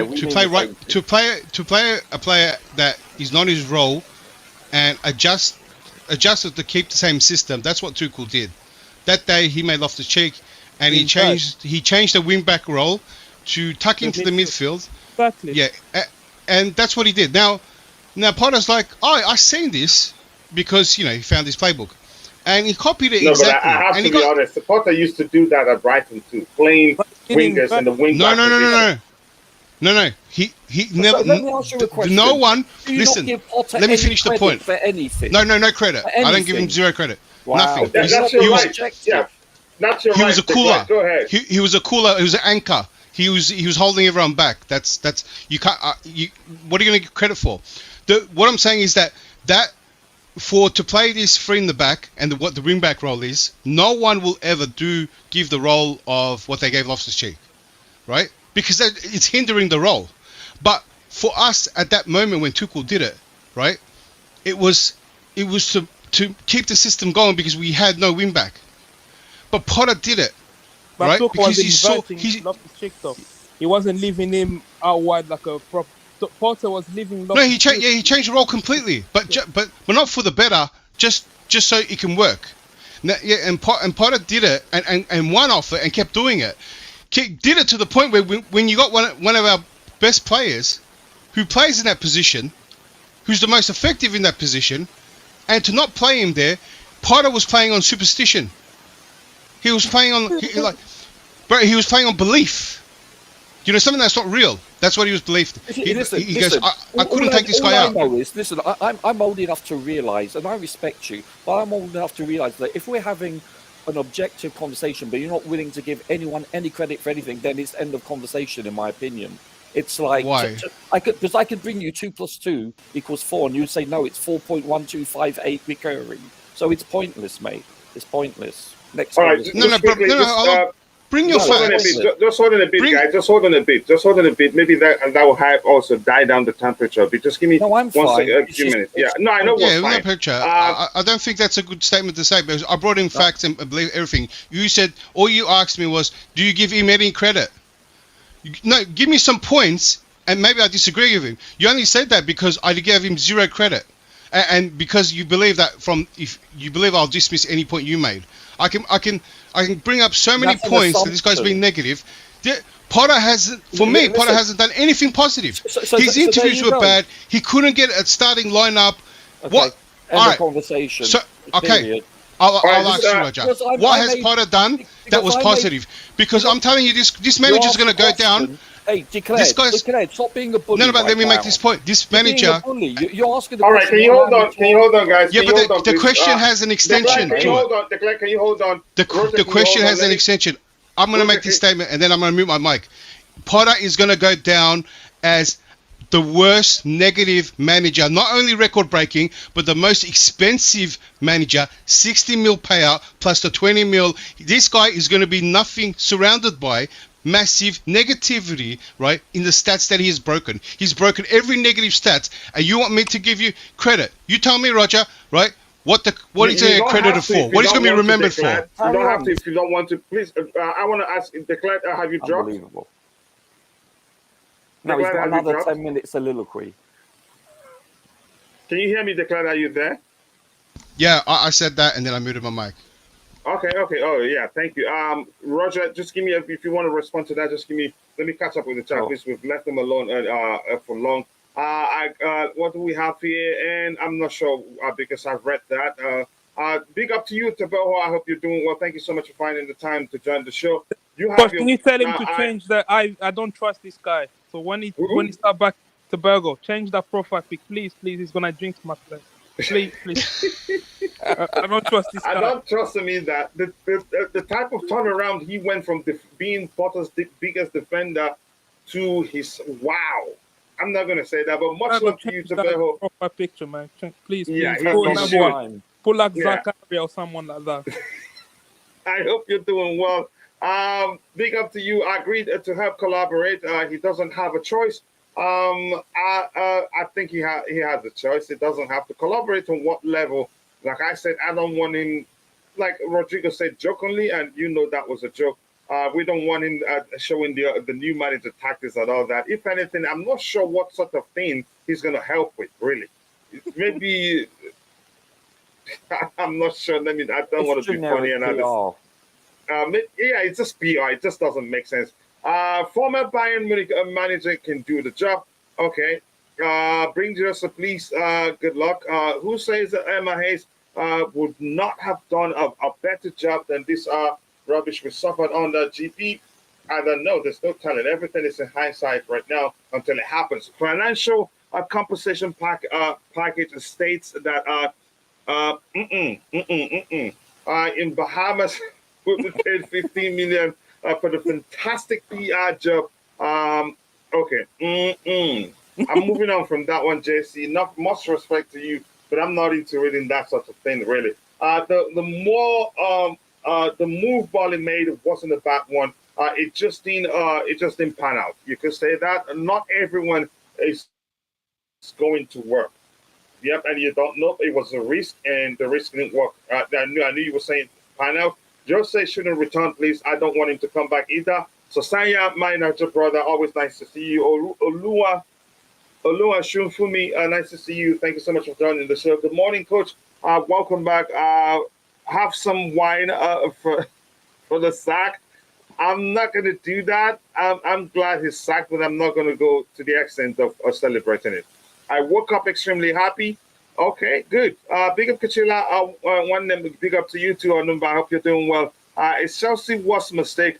Okay, our players have been our prayers have been answered. I thought you were talking about players there, but that's, by the way, Todd and Igbali have officially joined my list of dumb billionaires. Wow. Some argument. A Bali's mistake was sacking Tuchel at the early stage. That was his greatest mistake. I think they will learn a valuable lesson from the hiring of Graham Potter. And they will learn that in football you don't give a manager such a lengthy contract, and you don't trust a manager without a pedigree. Don't bring a Chelsea. Yeah, go ahead. And also don't bring a yes. Maybe sometimes your philosophy is not the perfect one. Maybe you can have a manager that has a strong character that can challenge you. It's good to have someone that can challenge you in a respectful, Then you always get the truth, because if you bring a yes man, but that's not me saying Potter is a yes man. There's no he's a yes. If you bring a yes man, even when you're faltering, they will always say you're on the right track. But coach, the length of contract, the term of the contract is irrelevant. You know that, I know that. Yeah. It's irrelevant. Coach, by the way, coach, that was me saying Potter is a yes man. No, in the sense of firing him, right? That doesn't mean they cannot fire him. Yeah, is that what you're saying? Right. Listen, I've listened to multiple people that have been managers talking about the length of contract doesn't mean the paper is written on. Unless you're like 75 years of age, you got a 5-year contract, they sack you within a few months and you're going to retire, yes. Other than that, they're always going to look for another job, and there's always usually buyout clauses. So the term of the contract is irrelevant, and that's just not my opinion. That's most. That's what I'm saying. But it wouldn't be irrelevant, yeah. It's the amount of pressure. Like you're talking about a buyout compared to walking away with nothing, or you're actually you're actually managing for another contract, which at the same time, I always felt like I kind of half agree with you, Roger, because I thought the length of contract is determined by how what the plan is. So if you sign someone for or let's 18 say, months how or about 2 the years, construct of the contract itself? yeah. So for example, I'll just sum it up quick. You sign a manager for 18 months. That manager is he's gonna coach and manage the team as if he's only here for 18 months or 2 years, for example. That means like, why would I develop this young player for? Right? I need results now. To get another extension or my contract's gonna end. Yeah. So this player needs 2-3 years to develop. Right? I'm not going to bother with him. I meant it in the context of financially. I didn't mean it in the context of that's what I meant. Yeah, I was combining both. Both because I still think that the financial pressure. The ramifications, there's definitely ramifications. So like Potter now, because Potter now could say, I'm going to get a good payout. Okay. Do you know what I mean? It didn't work out. I still get a good payout. But if Potter was in a situation where he was about to walk out with nothing, let's say for some weird reason he had that in his contract. Let's say he had in his contract, if you finish under 9th or something, right? Sure. Or if you ever hit, imagine something just for the sake of argument. If you ever finish 11th on the ladder, lower, right? Your contract is terminated. You get sacked and you walk away with nothing, right? Yeah. There'll be a lot of pressure, and he hit there and then now got sacked. But there'll be a lot more pressure on him financially, and that pressure, has a big impact rather than on that side of it, and then agreed. What I was saying, the coaching side of it irrelevant. Too. Yeah. So that's why, like I saw it a lot with Roman, a lot of managers coming short term, and then we're saying, oh, why aren't they giving these players, chances and stuff? Why? The guy's got a short contract. He's also, and we also had like a thin line. If we didn't win things, or if you did a little bit badly, you get sacked. So why would we develop players? So I think 5 years was with the intention of long term, but it was a bit naive to gamble on that type of manager. Like I believe that we could have got the same outcome if we gave him a year or two, and then we said, you know what, Potter's our man. Give him the 5-year contract. I think that's what that's probably do with the next manager. That's how most clubs do these days. They don't hand him 5 or 8, like in the case of Alan Paju and all that. Year. Yeah, or 7. It was a 7. Yeah. The Clyde, you guys just give me a few minutes. Let me catch up with this, guys. The more we live it, the longer it gets. Coach, I actually sent you a video. Okay, I'll find the video. Thank you so much. I'll check Discord. We can beat any team in the board on a good day, but if we beat Madrid, then we have a Tuchel Bayern to play. It's scary. Then if we're able to beat Madrid, then we're able to. We can beat Bayern too. Big up to Koulibaly and Cucurella for the perfectly coordinated, dodgy back pass to Silva's face. Brilliant. Okay. Vivel saved the fans from the mental hospital. What about Marco Silva? It's another risk. No, please, they are full. It's not up to me, and I'll say no. I don't blame Zakaria. Potter did him dirty. I don't blame him for liking that Instagram post. I'm not high on Nagelsmann. To be honest, he's won with Bayern. A big deal. Even Coachella. Yeah, you have to use Coachella, right? Hey, to be fair, what about his Red Bull achievements? Because the reason he got the Bayern job was, if I remember right, he finished second, and he finished second pretty close with a young squad. He clearly goes further than that. Yeah, and he won the. Did he win or he got to the finals? I remember. He got to the semi-finals, didn't he, of the Champions League? He lost the final. And the cup final, German Cup. Like, I mean, the team that he had and what he achieved was really good, and I think that's really and he fits the project quite well. He's worked with a lot of young players, and he's been successful at helping them become better. Ty, go ahead with your point so I can catch up with the chat. Yes, I was saying that it goes further back from before Red Bull as well, because at Hoffenheim, when he was there, he got them into European spot when they were Champions League. They had been in relegation scrap for some time. So it also goes back to that, and then that's how he got the Red Bull job, because what he did, and with the fact that he's working with young players and the project. I mean, you have to take into account the guy's 35 years old, man. His age the age does not matter, because the one thing that I look at to say that he's young is that he'll be more open-minded. He won't be stuck in his ways. Yeah, he'll be more progressive. Yeah. So with these older managers, you know that they're stuck in their ways because they've either been in the business for long enough. I meant it in a positive way, Ty. Not like that. That he hasn't been managing that long, and he's achieving these heights. He has a big future. How long has he been managing, if I may ask? I think he was 28 years old. 2013, 14. He was doing all right. The 19s. All right, Ty, go ahead. Ty, you still there? So 10 years. 10 years in the job. I was going to see, so it's fine. Okay. Oh, they've said everything you want to say? Yeah, so... Why did you guys do a tapping on Ty? That's not okay. No, Ty, to be honest, I think you lagged out or timed out. You just went silent, so we kind of... No, he did lag out a bit, yeah. I muted because you guys started talking, so it would make sense for three of us to speak at the same time. Okay. Yeah, thank you, Ty, for being a gentleman. The new manager should avoid being a puppet to these new owners, and there's nothing to say that Graham Potter was one. As much as I wanted him to leave, okay, I will let you. I'm glad you can't punch me. You're in a different location. The way he said he was. You want to come in now, Rodrigo? You go ahead. No. Okay. Okay, the new manager should avoid being a puppet to these new owners, and that was Tuchel's. That's what Tuchel suffered. Really, was he? I'm not sure what to make of that. But nice to see you there. Thank you so much for finding the time to join the show. Morning, coach. I'm side. Who is Roger going to defend now? The groundsman. Exactly. Been fired. The groundsman is gone as well. There's always someone to defend. Yeah, happy Monday to you too, Chama. I hope you're doing well. Always nice to see you. As a personality, okay, I think Potter might be a really decent person. He just wasn't right for the job. I wish him well. That's a different thing altogether. His personality is a different thing altogether. But being a manager is a different thing altogether. Roger is fine. And he's seen your message even before I read it, but I'm sure he's fine.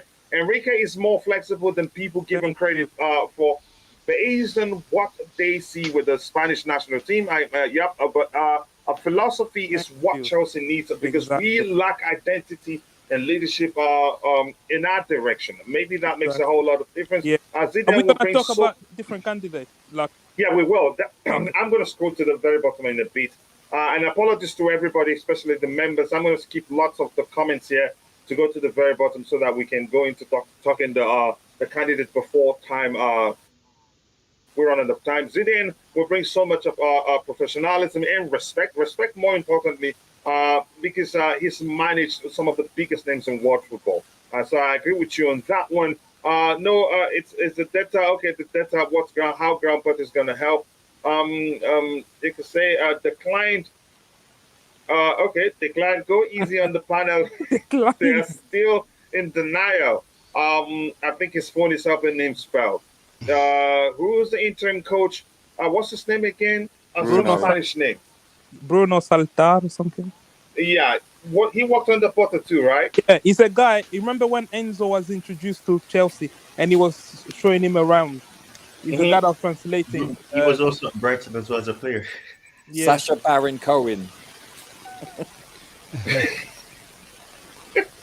But I don't like Sacha. His humor is crazy. He's over the top. Yeah. When Titi played Reece James at right centre back, his role and instructions were not what we saw against Aston Villa. Where the back line looked like kindergarten kids. Okay. If you look at the XG of the second, I did see it coming. The butt, give everything. Just go away. Luis Enrique is the man. Nagelsmann would most probably keep Havertz up front with the same midfield. Even with Gallagher in the team, we need to have better results. Yeah. No matter how you want to see it, since you hate Gallagher that much.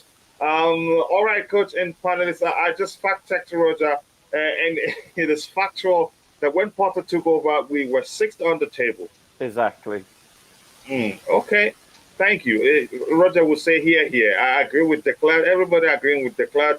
If Roger didn't exist, he would have been what? He would have been invented? In English, that doesn't translate. Let him talk. Let him talk indeed. Wow, Coach, today's court session needs to be in order. You need to slam the Yeah, it was getting a bit tense, but we're all passionate and respect to each other. That's how Declan operates. That's how Roger operates. So Declan has got a point. Brought in stats. He brought in facts. Roger is mad at the truth. Okay, so now let me speak. And Declare, you can interject whenever you want to, but when you can ask Coach, I have been critical and in a constructive manner with Potter. There's certain things that I don't agree with what he has done, but I also can see what he is trying to do or has tried to do in the past tense. You have every right to do so. No, which is fine. Listen, I'm objective. I don't think you can say I'm not objective. But when you speak with someone that says you have nothing, listen, you have the right to say he has done 100.1% incorrectly. You have the right to say that. But what you don't understand is that he is being given, when you compare him to other coaches, okay, like his 1.27 points per game, that is equal lowest with who's the former Tottenham manager also. He was a really good player for England. Glenn Hoddle. Yeah. So he has the equal lowest per game, 1.27. But what you don't understand is all those other coaches, at least to the best of my knowledge, so correct me if I'm wrong, didn't have 11 players missing through injuries and one through a really BS red card. Okay. Now, I can't. There's static on the line. I can't hear you. Sorry, carry on. I didn't. So, and then you have to then take into consideration. You're adding. I can't remember how many players we brought in. Was it 8 this January? But only Windows. But only no. I'm talking about, and then 6 only were eligible to play. Do you understand? So you have a bloated squad, and if you listen to virtually every pundit expert on channels both in America and United Kingdom, they all have stated that is not a positive. It's quite a negative, because it's very hard to control training sessions with that many players. They've all so these are what I would call the training session one's a cop out. I think. Well, you know what? I've never been a professional player, but I'm listening to professional players and coaches that have said that. Okay, without exception. So that's what I would call, what I call in quotation marks, extenuating circumstances. None of the other coaches have had this scenario. So you're comparing apples with oranges, not apples with apples. Because you know what? If you want to do the same, then let's take the same 11 players, hypothetically, that have been injured for a lot of the season, and then do the same with the next coach. Then you can compare. Okay, then that will give you data, comparable data. Okay? Roger, before you get too far ahead, let me just say we've had these conversations a lot, right? And I've heard you a lot, even when I wasn't on the show. But not once did I say to you that there was no point talking to you, that your opinions were influenced by emotions, because that's kind of what you said at me when you gave me the almost the ultimatum of can you say anything positive? And if I couldn't say anything positive, and because I responded no, that my opinions were based on agendas and emotion. But what I did was, what you did right now too, is bring facts that why you have those reasons, and that's why I had it too. The things that you brought up, I do agree. They all are negative. They all impact. But where we seem differently. Sorry. So you agree that there's exceptional, extenuating circumstances. Yeah. So where we differ, coaches, yes or no? Not most other with situations. It's a negative situation that impacts performance and results, right? I agree on that. Would you call and I agreed because I brought it up about Tuchel as well. But what I don't agree is and this is and what happens. These situations are always going to happen. Injuries and outside impacts and maybe fatigue. But not to this extent. But declare not to this extent. Yeah, not even to this extent. But you know what? It can still happen. But where you what this is, it's these situations.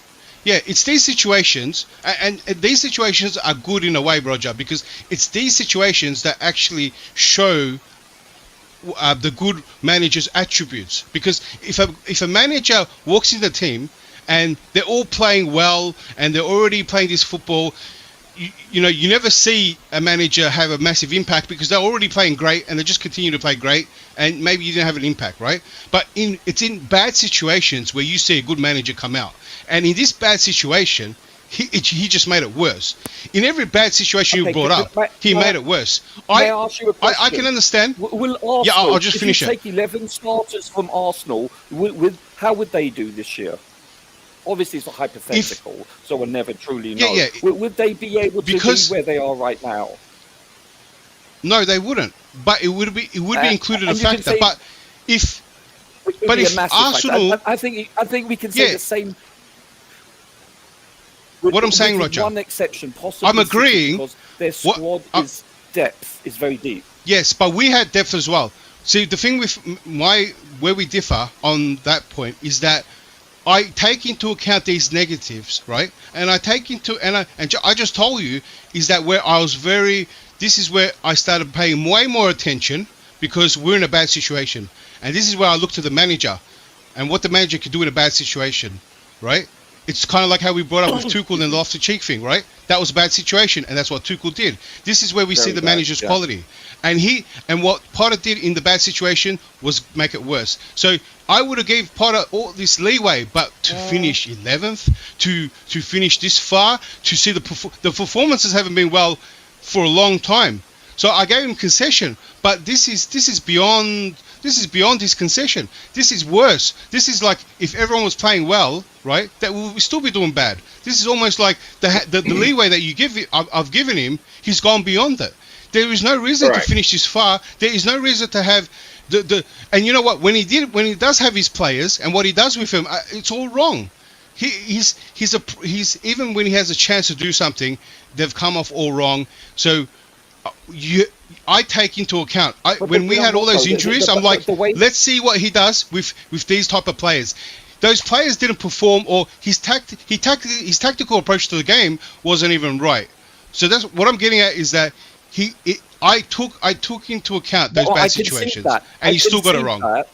I concede that, but you know what? The tactic, like the Villa game.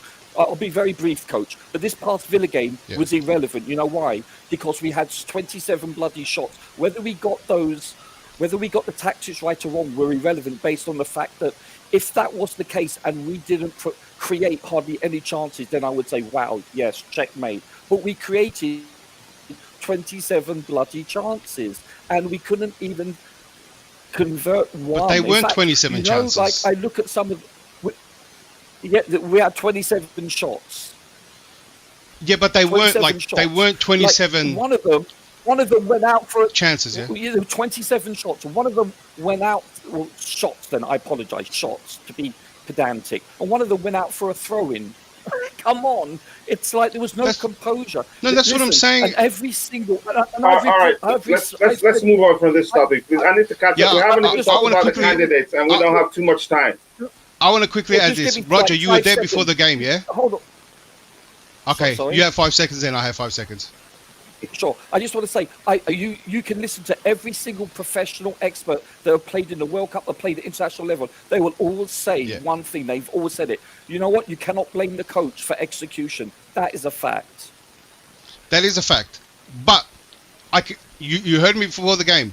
You can blame the manager for the approach that he did. If you were there when Coach did his lineup, before the game I was arguing on Twitter and I jumped on as well and argued because I looked at this lineup and I almost wasn't convinced that he can't play a back three. He can't use these players and play a back three. I think he's going to do a back four. That's what I thought. Right? Yeah. He did the back three. I call these. I go. The Villa's going to sit back. Just sit back and try watch that back three pass through. And that's what he did. I'm not a professional. I didn't play the World Cup. I'm not Unai Emery, right? How could I clearly see this before the game, right? And it was so, like, if I could see this, and if it's very simple, what happens to a professional? Take my simplistic explanation and break it down where they're tactically looked at it by player, each player. You come back to this and everything. I concur with what you. I'm saying is that that means Potter's out of his depth tactically because it was so easy to see. And sure, but it had no bearing on the fact that we couldn't convert 27 shots. But yes, because that was a gift from Villa. Let's move that was on so bad. Otherwise, you two are just going to be going back and forth, and we're not going to talk about the candidate. Okay. I enjoy the argument. Yeah, if we had enough time, I will let you guys go on because it's a no. solid There's all respect. We just getting some exactly. Stuff, it's just that we don't have too much time. I know it's all respect, but we don't have too much time. It's all respect. No, I respect you immensely. Yeah. You two are. Here's one thing I enjoy about listening to you guys talk. You pay attention, then you respond. It's respectful, and I like it, but we don't have too much time. Otherwise, we're not going to talk about the candidates. Now we are good to win back-to-back games. Let's see if that happens. I prefer watching your program than thinking about my future. It shouldn't be like that, please. Prioritize thinking about your future. But I understand you're just expressing how much you love the show. But big up to you, Josie Agbo. Hello, Chip. Yep, I can go to sleep now. Out finally. Go to sleep. Could mean anything. Don't go to sleep forever. Just sleep and wake up very well. Okay. We can sleep. Exactly. Please. Hello, everyone. Hello to you, to Constantine Dante. I hope you're doing well. Rido says it's not Enrique or Nagelsmann. I prefer Benfica's Schmitz. I don't know him that well. Potter wants to be sacked. You say that. Let's see what else. He takes more than enough money for life. We don't know how much he's getting, really. There's a chance he doesn't get anything close to that. I remember when makeup was just eye pencil and powder. Now it's cement and other beauty material. Can Nagelsmann control our dressing room? Yes, he can. He has the personality to do so. Sometimes it's not about what you want, but how you deal. If you lead well, players will respect you. If you show you don't mess with me, if you mess with me, I'll deal with you in a certain way. Others will fear the consequences of messing with you. It's as simple as that. If we get Nagelsmann, I think the likes of Madueke and Alba would probably get more chances. But who knows? And would he want some Bayern players who he works with before? There's a chance managers do that all the time. There's a chance he may want some of them. Should put Thiago Silva interim manager. I think he can do well. TT and Gambetta Sack received the news. I'll read that. I have it on the screen. I think who shared it with me? Wasn't that you? You shared that with me. Received news of Potter sacking yesterday on my phone as notification. In the end, it was a tough timing because it was right after I took over. It was right after I took over. I took over here, and now the next CFC coach position is vacant. I don't know what to make of that. I'm really not sure what to make of that. Clearly, he was waiting. Can we buy him out of Bayern? That's what I'm saying there. It sounds like he was waiting for him to take back the job, but I'm not sure if that's the correct way to interpret it. Is hiring who? Julian Nagelsmann, who got sacked for TT's admitting you were wrong, even if you don't admit it. I'm not sure I say it like that. He was fired for non-footballing reasons. I went for a job interview by 10, wearing a Chelsea jersey. I was told to go home and come back at 11 because of Potter. Thank God. I'm not sure what to make of that, but thank you for that. But Roger, the issue is that you tried to end the conversation. Kudos to your takes, but declared make point, and you were like, "Bye, Felicia." I'm just remixing that, but that's, by the way, it was a good debate. Felicia. Yeah, no, I changed it. I remixed it. It wasn't bye, Felicia.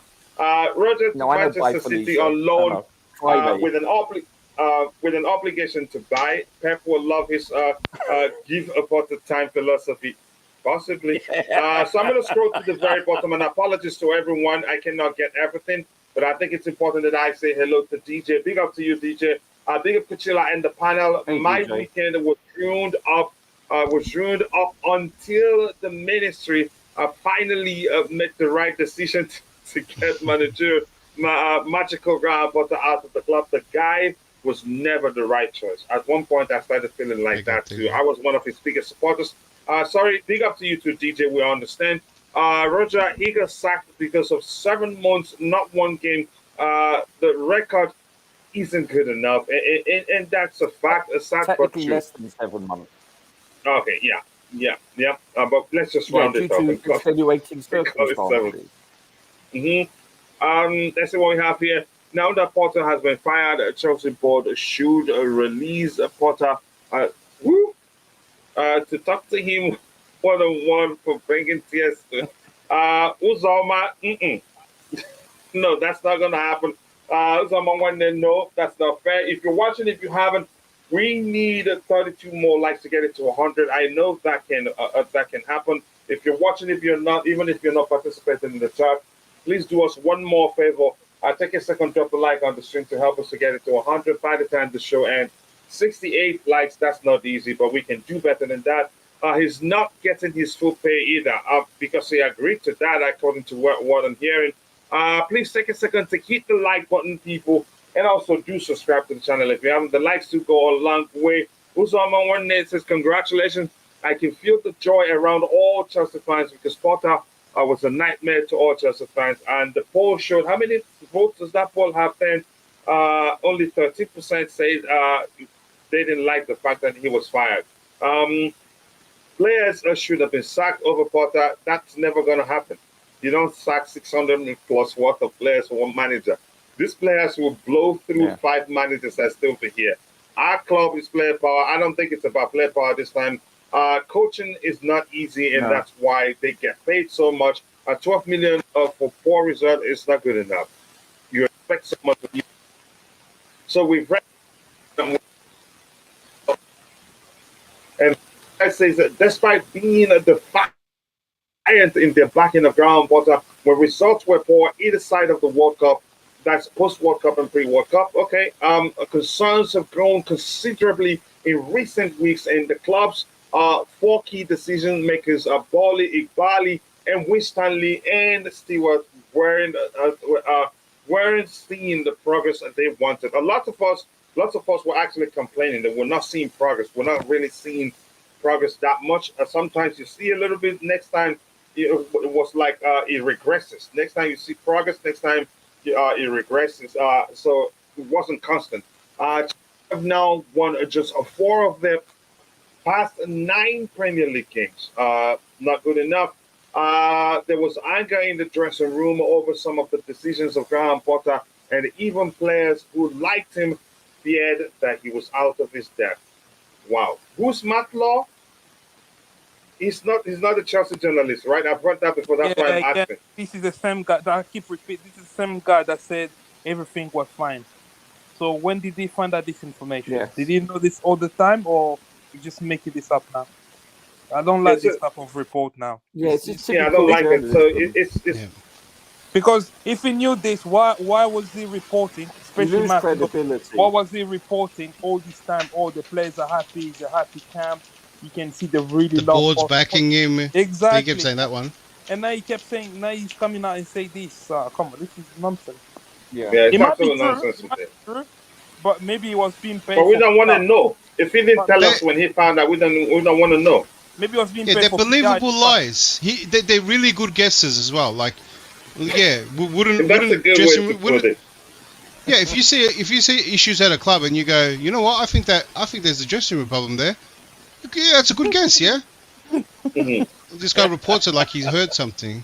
Yeah. And my brother AG says that we need to be very meticulous about the next manager. It would look bad if they get it wrong again. Yep, that's the truth. I do not know if Nagelsmann would be the next the answer to our problem. We're about to start. I think that's a good. We will. Let's transition into talking about the managers. But do we have any other thing lined up here? Roger, you wanted to say something with regards to this? Roger, you there? I'm not sure whether we hire someone before. Yeah, I'm here. Can you hear me? Yeah, I can hear you crystal clear. Can you hear me? Yeah.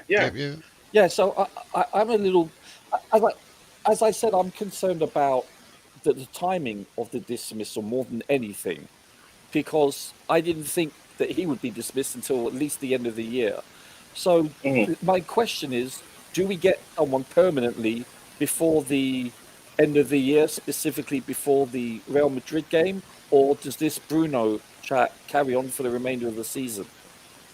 Most likely before the what's his name Real Madrid game, because Bruno worked under him, so I don't see Bruno being that much different that he would change some things around, because Graham Potter isn't there. Yeah, so it wouldn't make any sort of sense to say let's to the end of the season, since they fired him now. I think they get somebody, a permanent manager, in as soon as possible. Maybe if they reach out to our fixer and he agrees to come, the Dutchman. The Chelsea fixer, that's what I call him. He's retired now. Oh yeah, Potato. Yeah, Gosilic. Yeah, so I don't think it would make sense if this guy stays. Remains in charge. And again, when we play Real Madrid, then something isn't. It could happen. Right. If then it doesn't make any sense. You would hope. No. I'll give you the scenario. I agree with you guys. I agree, but I'll give you the scenario that way I said it could happen. If there's still, because this is what's weird, and I think Roger's right where he says why now, because this was well overdue, yeah, and it's almost like this was the breaking point for them, not for us. Like for many people it was a while ago, but for them just to be the breaking point now. And if they haven't been considering managers for a while, for at least a while, then I have no idea what they've been doing. Now, if this caretaker gets a couple wins, they might believe that they can have him hold out a bit more and they can take their time with replacing him, rather than the urgency to get a manager in for the Real Madrid game. I could kind of see that happening in a way. It's kind of weird how what they're going to do. I want them to. I'm with Rodrigo. I want them to take their time. Who cares about Real Madrid? For now, yeah. So, Roger? Are you not shocked, though, that they didn't talk to other managers and get something in place prior to letting Potter go? No, they've actually been talking with Nagelsmann. You didn't hear that? Yeah, I'm shocked that. Yeah, I agree with you, Roger. I'm shocked that they didn't have someone in mind. Yeah. There's nowhere telling. Yeah. There's nowhere telling, Roger. There was writing was on the wall for a while to be like, hey, maybe, this might not get any better. We might have to sack him. Let's look at some managers just in case. Surely would have done that by now. Yeah, I don't believe that's the case. Jesse, let's get your thoughts before we move on. Maybe it's not. If we hear Nagelsmann very soon, if we hear an announcement very soon, then you're right. Then you could say that they've always wanted, they've always had somebody in mind. But they're not as swift as they were with the case of Thomas Tuchel. But if you paid attention, we'll talk about that when we get to that. Let's get Jesse started on the whole thing, then we'll move on to talking about the candidates. Jesse, you have the floor if you're there. All right. It looks like he's not ready to speak right now. Go ahead. Hi, Coach. Yeah, hi to you too. I hope you're doing well.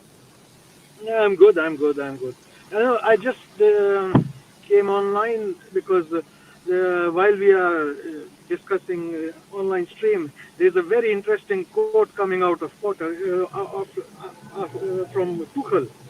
He was asked, what do you think of Potter signing? And he says, I got a push notification yesterday, and it's very hard because Chelsea is like my family, my home, and it's more tough because I took up a job last week, and now Chelsea position is free. It's almost like asking, please come and get me. What Tuchel said that? That's why I'm shocked. Yeah, he had it on the chat, actually. I'm shocked. So was he waiting? I haven't seen it. Yep. And if you ask me, anybody other than Bowley, and I do not know what went on there, Anybody you ask, and they will say, get him. Well, I you do not know can't what now. Bayern is thinking, what Bayern is making of his statement, because I mean that's very clear. I mean, he says like it's very hard for me because Chelsea is a home in my family, and I took up this job 1 week ago, and the Chelsea manager position is vacant, so it's even more tough. Wow. That's interesting. Anybody want to talk on that quickly? So that we maybe can they're start waiting talking for about the Tuchel to candidates. get hired before we can sack him. That was a really bad relationship there. Oh, declared. Ouch. That's some serious bitterness. It is really. Damn. That's the funniest thing I've heard all day. The good one. But really, that's an interesting comment from Tuchel. It's like come and get me, like boys. I mean, Yeah, really. I yeah. mean, That's an interesting comment because it sounds like an emotionally driven comment, kinda. If you ask me, it looks like he felt bad that now You know they're what, gonna though? hire someone else. it's Sorry? I like think Tuchel's heart is with Chelsea. I think. You could say that. Wow, yeah. I that's want to find have this that's to an take video. interesting comment. No, but And what's guys, crazy? if Did Tuchel actually have the belief that he could come back? Maybe you Yep. never I know. hope not. Was there something No, about? maybe he had that. You know I what? think it's You too know, late I'm actually now. starting to. Mhm. You know, I'm starting to believe more because there was a rumor and that made more sense, and I'm actually believing it more and more now that he was actually got caught. Someone said he got caught while doing cocaine, and which Allegedly, led to yeah. some of his allegedly, right? Allegedly, yeah. And I go, you know what? That kind of made more sense with what's happened. And you know his trip to India and that, and it's kind of known for rehab and bit as well. And now if Tuchel has cleaned himself up, because if Bowley let him know that, you know, if you get better, look after yourself, you know, I'm gonna let you go, but you do, you know, you need to fix yourself up, kind of thing.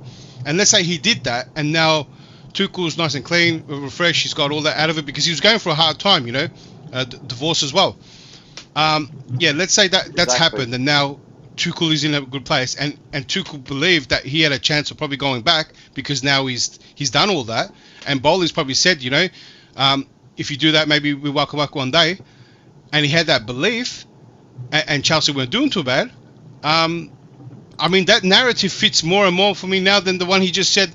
Oh, we had difference in, you know, views, like as if Tuchel didn't want, you know, 600 million to spend. Wanted to go, yeah. He still loved his ex, didn't he? Yeah. But Everything's been hard on the go. Yeah, it is. Just quickly, let me catch up. And she's Then we'll moved go into on. talking about the candidates. Go ahead, Roger. Were you saying something? Who is ML? I'm not sure. Whose I initial was is just saying, ML? like, Chelsea's moved on. Oh, okay. Whose initial is ML? I'm not sure who that is. Our club need a little manager, big name Mourinho. Okay, let's see if that they do that. Big up to you too, brother. Thank you so much. Nagelsmann will not get respect. The guy is young. Again, like I said, it depends on how you carry yourself. I think the pressure was from the technical director to sack Potter, and just few of the Chelsea board were in support. It was. I said that before. If things if things get worse, Vivell has to speak up. If not, then why are they paying him the money to be the technical director? Todd was still in support of Potter. Happiness is back again. Let's see. Think Todd Bowley, Potter, bye-bye. Okay, yep. Nemanja, we need the special one. I don't think he comes to Chelsea. I'm just breezing through all these things here. I'm going to get to the very bottom. Sorry, guys. Yeah, let's get on to talking with the talking about the candidates because we don't have too much time. Let's see what we have here. Well, I cannot understand Tuchel's connection with Chelsea. I can understand Tuchel's connection with Chelsea. The guy went through a lot with this club. It's hard for that connection to just vanish in a short time. Wait, TT was fired because he was doing. I thought this ownership. No, there's no way telling that was the case. The client is just saying it kind of makes sense because all the places you've seen, so some, I think Cape Town, South Africa, on the beach. Some other places are places where you go when you need to rehabilitate, connect spiritually, meditations and all that. I think it does make sense. But yeah, if you want to see it like that, but these are all speculations. We don't have anything to say. That's proof. That's exactly what it was. Get Ruben. Okay, the name there. I'm not sure the name you're mentioning there. Chama says this is scary to my ears. DT, what? It's scary too. We're not saying that's certainly what happened. We're just speculating. To be clear, please. Just getting Luis Enrique. Chinedu Joseph, just getting Luis Enrique. Okay, you said it once. Constantin Dante. The pressure was from fans and social media. Bali's media guys are all over. It is very big on that. He is very big on that. We've known that. I think it's a PR specialist, if you ask me. Yeah, there was anger. So this says there was anger in the dressing room. Like I said, we shouldn't make much of that. And this one here, understand. Okay, we're going to start with Julian Nagelsmann. This says, understand there have been already approaches for Julian Nagelsmann to be the next, the new Chelsea manager. Talks will continue to make final decision, but he's the favorite. No confirmation on Pochettino links at this stage. Nagelsmann mentioned in internal talks yesterday, even before Graham Potter was fired. He was the guy that was being mentioned, and Declan, I'm going to start with you because you're the one that explained how he's a perfect fit for the project. And looking at it, really, I think you're saying the truth. He's worked quite a lot of young players. He's worked with Christopher Vivell. He's worked with Nkunku, who comes in June. And we have a lot of young players in our ranks. So, Declan, your thoughts on what's his name, Nagelsmann as one of the candidates? Yeah, I believe that he ticks a lot of boxes for Bowley in the sense that it's clear Bowley's main objective right now, intention is to get the Red Bull model, what Man City did, this he called it Chelsea Global, to get that. He wanted to be the English version of that, right? Whether it's great or not, we don't know. We don't know yet if it works, but that's what his goal is, and that's what he believes, and that's what he's going to throw a lot, and that's what he sold to the consortium. So there's a lot of money backing it. Now, that was my reason that Potter got hired, because what was happening at Brighton was a whole bunch of young players were coming to England. He was making them settle, and he got them playing pretty well. That was Potter's attribute. It wasn't because Potter won anything, right? It was that he was getting young players to play well, fit in England, and all that, right? And you can say overall got his team playing as a unit. Yeah, obviously got them playing well because all these players were punching above their weight and transfer fee as well. Do you know what I mean? And they sold all these players for massive profits as well. So Bowley wants to make an industry of this, right? Because that's on a small scale. What Brighton was doing on a small scale, what Red Bull are doing, and Man City is on a bigger scale. But I believe Bowley wants to do it on a way bigger scale than it's been done before. Where you're gonna have and Chelsea almost had it when we were loaning all these players out. We had it in a way where we didn't have to buy multiple clubs, but we were loaning all these players out to other clubs, and they were doing it for us. Now he wants to make an industry of it. Now take that all into account. Bowley hasn't come out and said I want to win the league in 5 years or Champions League, anything like that. No, he's every person he's hired, every and the brand and the hierarchy, and he's obviously come out and said it. If you look at interviews beforehand, it's all about for Bowley. It's all about the brand hitting certain markets. It's very different to any of our goals and objectives. So now, when you look at the managers, well, he's not going to look at the managers as the way we're doing, like which one's the best trophy-winning manager. He's going to look at which one can develop young players, and Nagelsmann has worked under what Bowley wants. He's worked under Red Bull. He worked with a whole bunch of young players that's come through, that under a club with that same goal that Bowley wants. But Nagelsmann did it and actually achieved things. So Nagelsmann is like a way better version of he's like Bowley's dream manager, what he wanted for Potter, right? It's just that Nagelsmann has done it. So that's why I feel like, and also he's worked with Vivell as well, who's also at a club, so he's going to be back in the man as well. That's why I feel like he ticks too many boxes, and and in Cuckoo as well. Yeah, I forgot about that. In Cuckoo as well. So and we also have a lot of young players that we have invested in a lot of money, and I feel like there's more coming. There's going to be more. And so that's why I've also made a similar argument for Pochettino. No one wanted Pochettino, but Pochettino almost falls in the same category as well. Yeah, we'll get to Poch. We'll get to Poch. But yes, so it's not what I want, because I was still big on someone like Hansi Flick, right?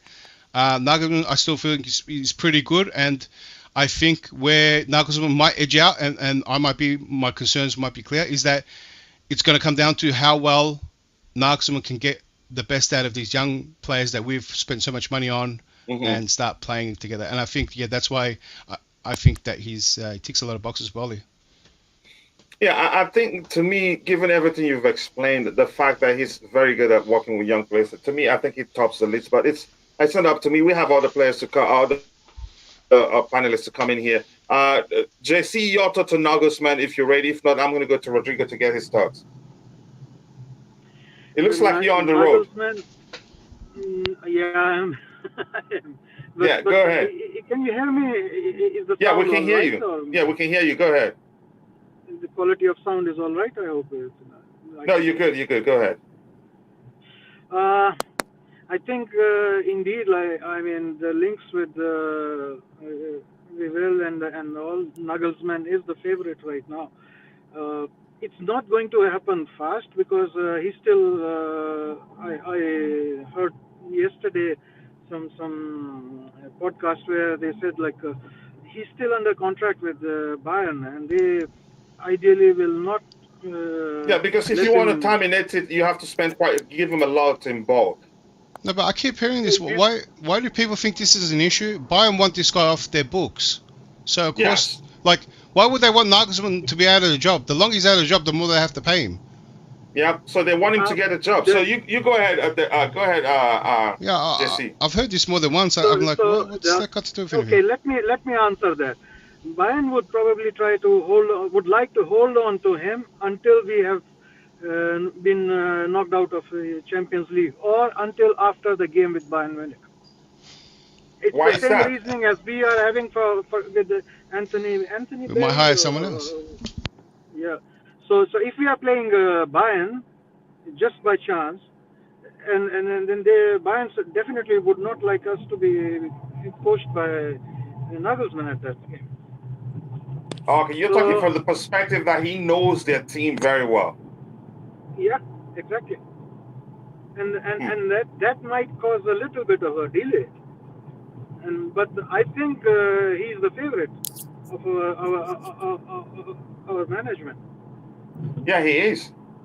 Let me catch up with the side. I'll go to Go ahead if you were still talking. That's an interesting theory. Yeah, so I think he's coming, but the decision has a delay just because of this little peculiarity, a situation we are in. We might be playing Bayern. It makes sense. Mesola says they have been talking to Nagelsmann, but he's not ready to jump on the job now, and Bayern has not cleared and Bayern has not cleared him to move up or move on. Maybe Nagelsmann, if he takes the job before Wolves, then it's a repeat when TT took over. And the first match was Wolves. The rest is history. We all know what happened and what is what is to happen. Here's the thing: some people are actually saying the last time we had an interim board manager, we wanted to win the Champions League. So there are lots of theories there. Could I add to that? If you know, all the points I made were like long-term related, and people are making good points very short-term, which is a great theory. I love it. But if that's the case, and the club believe that Nagelsmann is the man, then you're just going to make an agreement, and then, all right, let's say Bayern get their way, if that's the case, and we just finish the season on how we finish, because I don't expect us. I mean, it's very hard to believe that we'll out of nowhere come out and beat Real Madrid and Bayern and the finals. But it's possible. We need a lot of luck. It can happen, but let's say I'm not hanging on it. Highly unlikely. Yeah, and then they could wait till the end of the season and then announce him. And everything I just said, still, like, I was coming in the perspective of more, continuing what the project or whatever it was meant to be, longer term. If they believe that this is the man, right, then do that. I don't think that there is this, and there better not be, this massive urgency to get a manager in because we still want to win the Champions League and we have to rush to get a manager now. Like, by the end of the season, there could be more names. There could be more names on the list, more choices, more options. Yeah, and they've already said they're going to be interviewing a lot of managers. They're not in a hurry. But I don't get it. Doesn't make sense. If they're not in a hurry, they should have just left him there, because I don't see the difference between him and his assistant. Exactly. They shouldn't play these mind games that possibly Bayern might play just so they can, if we verse them, they shouldn't interfere us. All right. At this point. Let me catch up with the chat. I want to go to Rodrigo as soon as possible. They're also speaking to Bordeaux FC. Who?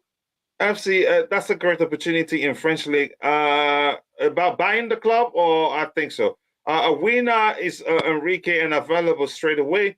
Got a feeling whatever manager comes in, they will still back a VAT amount. Okay, let's see what happens. Nagelsmann have enough experience to take this job. I think so too. Nagelsmann makes more sense for Bally, as the Clad says. Yeah, he explained that quite well. That I want to buy him there if I was if we could meet. I am okay with it if they give him a short-term incentive based contract. Okay. Big up to you too, bro. You boys were eager to start today. Nagelsmann out. Okay. You should see his post on Twitter with regards to Nagelsmann. I wasn't sure if I should I just liked it for the sake of he's my friend and a brother. Graham Potter was a disgrace. He's gone. Just forget about him. He's the worst Chelsea manager ever. I get it. Record says that. If they want a Barry, then that can be a factor into the Nagelsmann situation. But that is if Barry really wants to leave, and that is if Nagelsmann is ready to come now. So all those things come into play. Wally Waldo, big up to you. I hope you're doing well. Yes, talking to Feder there. It doesn't make any sense to beat a bigger club and lose to a smaller club. Well, football is not that straightforward, but usually you expect to beat certain teams, but usually you can't script this game. After 90 minutes, you find out the result. A special one tops the list to replace Ancelotti at the end of the season. I don't think he will come to Chelsea. And what's with Real Madrid firing manager and wanting the same manager back again sometime? Get Enrique and let's see what the club does. We beat Dortmund and lost to Southampton. Yeah, that's football. But I know we shouldn't have lost to Southampton. The new manager press conference is more inspiring than Potter. My God. Oh, you've listened to him. Bayern just upgraded a Nagelsmann for Tuchel. Now we think they are afraid of. We think they are afraid of Nagelsmann. Make it make sense. Here's the thing. I don't think they fired him for footballing reasons.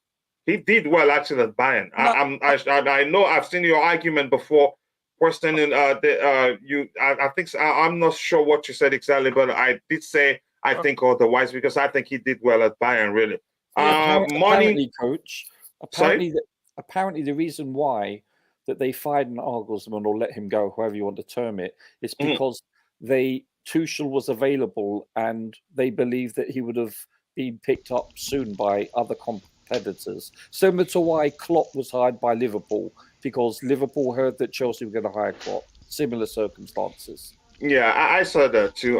Money should not be a problem. Offer him whatever he wants, but make sure it's short term, preferably till the end of the season. And if all goes well, then I'll hire him at longer term. Rodrigo, I'm going to come to you straight away. Your thoughts on Nagelsmann as one of the maybe I'll approach this different to what the other guys, because the other guys talk more about what the board and stuff. I want to talk about on a football level. What can we expect from Nagelsmann now? Is that something I'm looking forward to it? So this could be a positive and negative thing. First, from what I've heard from the video I've watched, sorry, they're similar. Let me not say that. Right. So from what I've watched from what I've read is his preferred method is obviously Lux going the 4-3-3 at the back with Hoffenheim, Leipzig, and a bit of Bayern. But Bayern, because the squad that Bayern is really set for 4-2-3-1, and things that he does. And I've heard from some Bayern fan, they say sometimes the reason that he doesn't get consistency in the league because he lacks to change a lot. Because he's almost too clever for his own good. So Nagelsmann, for example, will have them play with a certain way for 2-3 games, and then suddenly, out of the blue, he'll play a complete different formation, and the result might suffer from it. They were saying that this is why Bayern, although he has a very good overall, he only lost 10 games at Bayern in his whole time at Bayern. It's a one-team league, though, mate. But he still did well outside the season. Go ahead, Rodrigo. Yeah, I'm saying where Bayern was, what the Bayern fan or the Bayern board, they were not happy. It was the consistency in the performance, and obviously I'm guessing that's due to the fact that he likes to change his tactics a lot. He likes to adapt to the opposition he's playing, and he likes to do a lot of things to change formation and stuff. One thing that he does that I preferred and Poster didn't do is he loves the high pressing. Yes. He loves pressing high. He makes sure he has, from the tactics I've watched people put on YouTube, clever than me, they've watched lots of Nagelsmann. They say on the ball, in and around the ball, he might have like 4 or 5 players committed to win the ball as high as possible. And overloading. Exactly. And he usually structures his team in a way it's hard to get his team on the counter. Yeah. No. He's on the front foot. He's always on the front foot. He doesn't. If the ball's in your half, he's pressing. Yeah. He's pressing you. He's pressing you high and high. He's a clone of Klopp, basically. Not really, because the difference between him and Klopp, you could say, is that fact that he lots of risk in the case of Liverpool. Lots of risk. Yeah, well, they have a high line. I get it. I'm talking about press. I'm just really talking about the press. Klopp does. Go ahead, Rodrigo. Klopp is a 4-3-3, 4-2-3-1 merchant. He never deviates from that. Nagelsmann will play. Maybe you have a game against. I'm making up an example. You play Everton. He might play 4-2-3-1, and then he might keep that formation for Everton, not Forest, and then Newcastle, and then you might play Man City. You might think, okay, 3-4-3. So he does that a lot, but his main approach, from what I've heard, from what I've seen, is high intensity, win the ball high, no sitting back, absorbing pressure, none of the thing that we saw under Porter where we're playing in this weird mid block. So they are positive. I think in terms of the football will probably, in terms of like verticality, it probably be very similar to Porter in a way, but he has more experience. Because one thing that I didn't like from Porter is that as well. I don't like when Sorry, who's he similar to? I missed that. Potter. Graham Potter. In terms of verticality, in terms of like, of course, they're different level. Like you can have. He's been specific. We're talking about characteristics. Look, I want to address it because I want to wait for it. Yeah. So I'm talking about characteristics in the game, because some managers, for example, they prefer keeping the ball. Like look at Arteta and Pep. Arteta obviously is not as good. He's the same thing. I'm not saying in this instance, think of Nagelsmann like Pep and think of Porter like Arteta. Just to give you an idea what I'm saying, they're similar. So he doesn't do death by 1,000 passes, right? Yes. Arteta will do that, but Nagelsmann and Porter don't believe in that. Nagelsmann want to get from point A to point C the quickest way possible. If it means to bypass the midfield, he will do it. If it means to go long, press the team high, he will do it.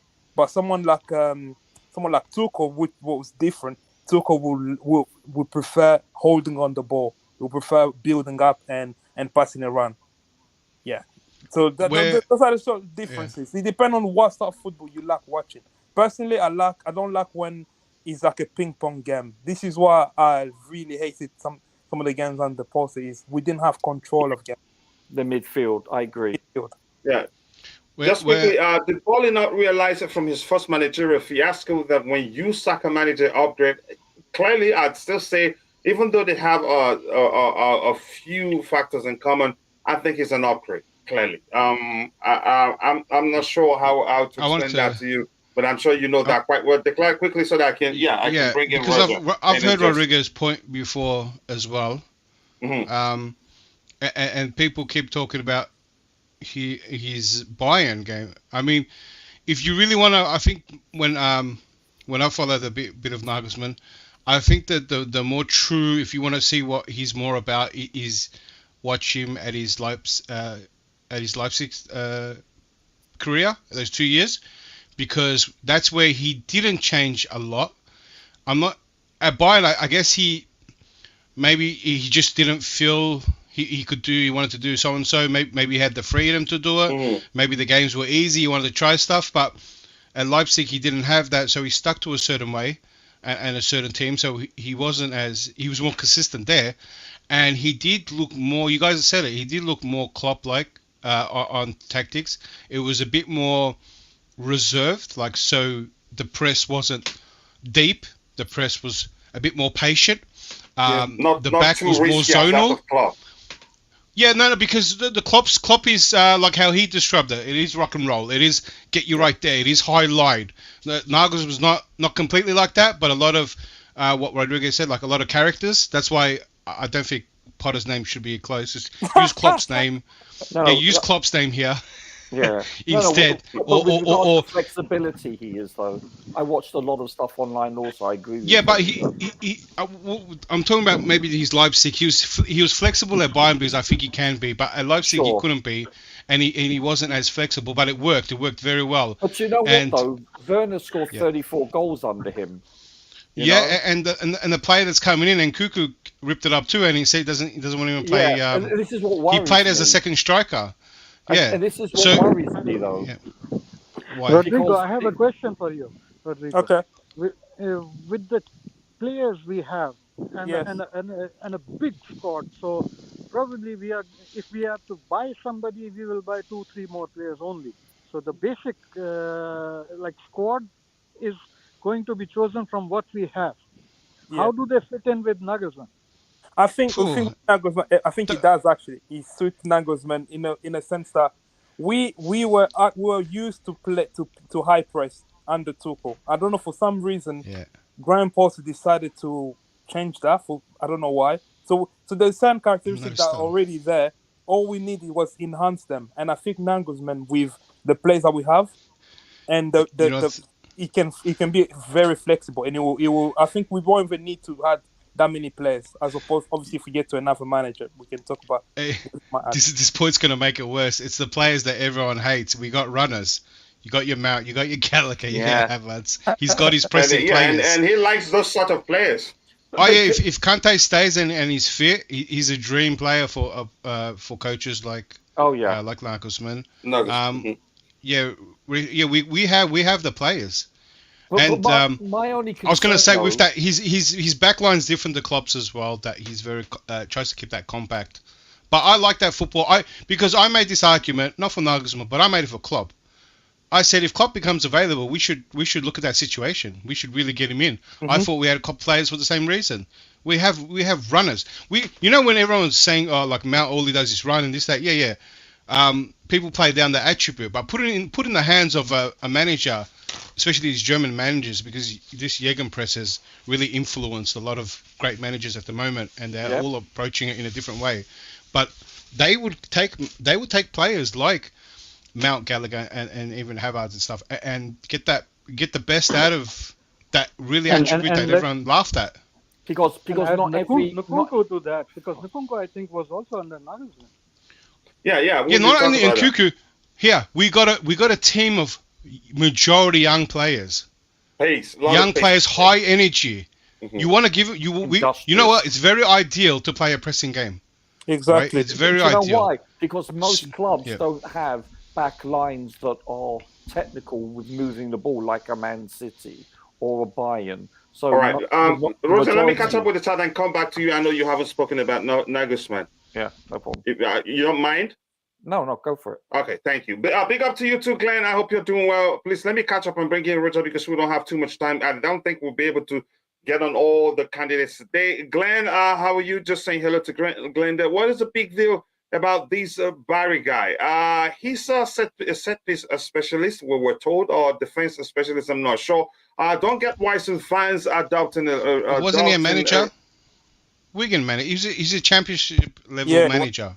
Yeah. So like that's pretty rated highly for an assistant manager. Yeah.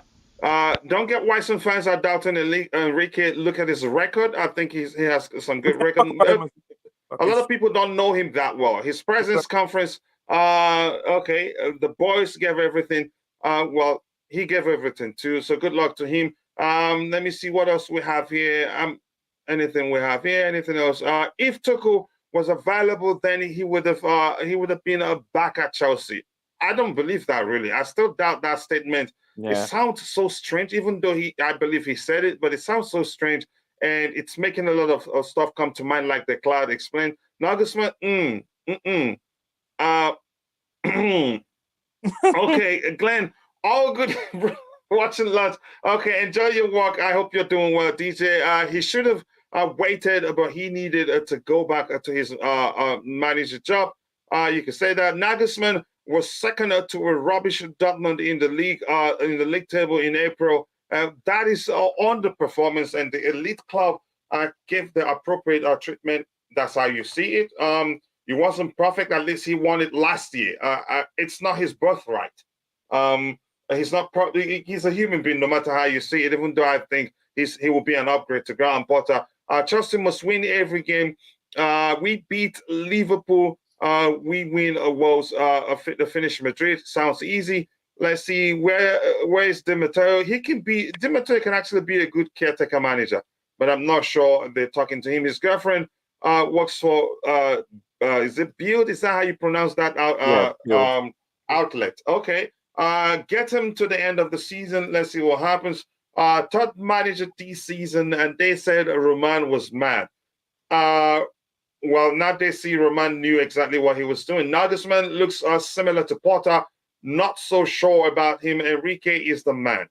You guys on the panel have given those guys some reason to solidify their argument. Let's see what we have here. Di Matteo, technical director in Korea now. Okay, he's enjoying himself. Really? Enrique only succeeded at Barca, flopped at Celta Vigo, flopped at Roma. Pochettino is the only manager that could not win a French league with PSG. Didn't he win some? What did he win with PSG? Didn't he win? He won the French league, actually. I think he won it, so I'm not sure what you're saying there. He won nothing there, certainly. No, he won something. I'm not sure what it was now. You're confusing me, but I thought he won the French league. Season, or? Yeah, he won the second season, yeah. I think the first season he came in, he didn't win it. But he came in December. Yeah. Took was fired on Christmas Eve, wasn't it? All right, let me just quickly catch up with this guy. Nagelsmann looks pretty young. The squad almost as big as him. I will reserve judgment other than I don't think the owners have any clue bringing in success on the pitch, just trying to copy successful models. Players will enjoy football again. We save that on the what's his name, Potter. Enrique is decent coach with philosophy, but he doesn't have a plan B. Wow, I've heard that before. Big up to you, to the Prince, Chelsea family. Congratulations, Potter has left. What's the congratulations about? I think the owners will take the time to appoint a new coach. I don't think they will take their time. If they don't appoint a new manager before the Real Madrid game, then it doesn't make any sort of sense. I'm going to keep saying that. Let's see who is similar to Potter. Don't bring him. Don't bring him. Okay, Enrique destroyed Roma's squad. We'll talk about Enrique because there's a lot of misconception about Enrique. Yeah, Coach Nagelsmann, that high intensity football. I don't want us to burn out like Klopp.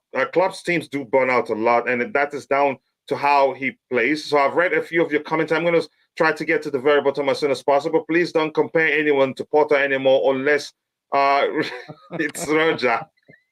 Okay. I just listened to Bruno Salta. Try to help the players. Isn't that the mediocrity that is dragging this club? Help the team, help the club. I first heard of his phrase from Alba when he joined us. Okay. This is like a victim mentality. Like we need help here. Feels like that is anchoring the team to mediocrity. Help the team. Why not achieve with the team? Okay, I have to watch that to better understand that the context there. No matter the project, we must get a coach with a winning mentality, not someone who is comfortable with the way the team played. Yeah, the boys gave it their all. Modric will be relieved to work with the new manager. Let's see what happens. His confidence will grow. I hope so too. Bruno Santo worries me. A Potter 2.0 without the credentials. Here's the thing. That's why I say it wouldn't make any sort of sense that they fired Potter and Bruno stays to the Real Madrid game and beyond. It doesn't make any sort of sense because they work together. Let's see what we have here. Bruno is an interim, not a permanent manager. Yeah, I get your point there. Wally Wood, I hope you're doing well. And Oladi Pupo Mesole, thank you so much for that donation there, brother. I appreciate that. According to Sky Sports, Bayern don't want Nagelsmann hired in case they will be playing Chelsea. They will be fine to let them move on at the end of the season. Wow. So that theory... that makes sense. Yeah, it makes sense. It sounded like it's the truth now. Interim is completely different to a full-time manager. Tell him. Explain very well. Even further. With Enrique, you need players with technique and vision. That's what he needs to make his tactics. And you're saying we don't have that. Big up to you too, Nemaya, from your mom's account to your own account. I listen to past press conferences. It's becoming common at our club after Albert joins us. Like all the players start using that word, help the club. Help the team. Then the coach started using it, and we the fans will soon start using it. Makes sense. He knows Bayern's weakness, but still comes on Bayern over 2 legs. We will win. Okay, I hope so, but I'm not sure. That argument makes sense, but what if he wants to leave? Can they stop him? I'm not sure how that's going to work. He's on gardening leave. So he's basically a Bayern employee, but he's just not allowed to work. They still get paid. They still have, but he just doesn't work. Like he can't go into the to the office, for example. Why are the fans so comfortable with the standard ambition to have a Red Bull model? What trophies does the Red Bull model have? They've speculated and made a lot of money off of young players. I think ours could be different. I find that Salzburg in Austria is the most successful team in Austria using this Red Bull model. And RB Leipzig came from nowhere. They're challenging for the Bundesliga. I think they're the most. Weren't they like 5 divisions below or something? They're the most likely team to win the Bundesliga after the dominance of Bayern. So don't just this model is there's a lot of good things, like even the Man City model and the one I experienced because I go for the team that Man City bought out in Australia here too, and all the league stuff you can see. This model not only helps you make more money and helps you with financial fair play leeway, right, to play with the books a lot more. That's not only what it does, but you can funnel players as well. And the biggest thing is the philosophy to have throughout. Like we're here in Australia, and Pep came here. We had friendly matches, all that stuff, and we hired managers to play. We play like Man City, like the Melbourne City that play for. We play the same philosophy as Manchester City. So if a manager comes in and the director of football and the manager has a certain philosophy, and let's say it's Nagelsmann, then the clubs we buy will be in the same type of image as well. So then when those players come here, it's all they can adjust. But it's the same type of football, the same philosophy. So you're like spreading that out. Yeah, the satellite clubs will be more like preparing players to play for Chelsea. Yeah, they'll be like Chelsea. They'll be like Chelsea. They'll be mini Chelsea clubs. That's what they'll be. Yeah. Roger, I heard Graham isn't getting paid in full, mate, so you will be getting less than 5% of your 60 million. Even worse, mate, pro bono. Yeah. Leave Roger alone. Somebody's fighting for you. But Roger, over to you. Your thoughts on Nagelsmann as the replacement for Graham Potter. No, and if you're watching, people, thank you so much for 94 likes. Just 6 more to get it to 100. I appreciate all the support. Please keep dropping the likes. Let's get it to 100 as soon as possible. You go ahead, Roger. Yeah, I agree with both the gentlemen before. Declared's right. He does tick a lot of boxes. He matches the profile. You're so right. I'm going to say something, and I don't mean this in a, derogatory manner. So that's your ID. I must preface that, though. It's important. No, I know. In Germany, Werner's successful. He's not here. There's been many cases of that. And I'm a bit apprehensive that the Bundesliga doesn't translate so successfully as much in the Premier League. That's all. That's my other worries is that he is kind of young, but I love German coaches. Let's get it right here. I love Tuchel. I love Klopp. These are, and even Brentford's coach Frank. They're amazing coaches. Is he German? Roger, in a weird way, does the managers translate, not the players? No, Frank's German. No, Danish. It's Danish. Oh, is he really? Okay. He probably managed in Germany. Or something. Sure. Okay. Go ahead, I didn't know that. But yeah, sorry, what were you saying, Declare? I was saying that the irony is, like, I agree on the player bit, but it seems like the managers actually have I agree.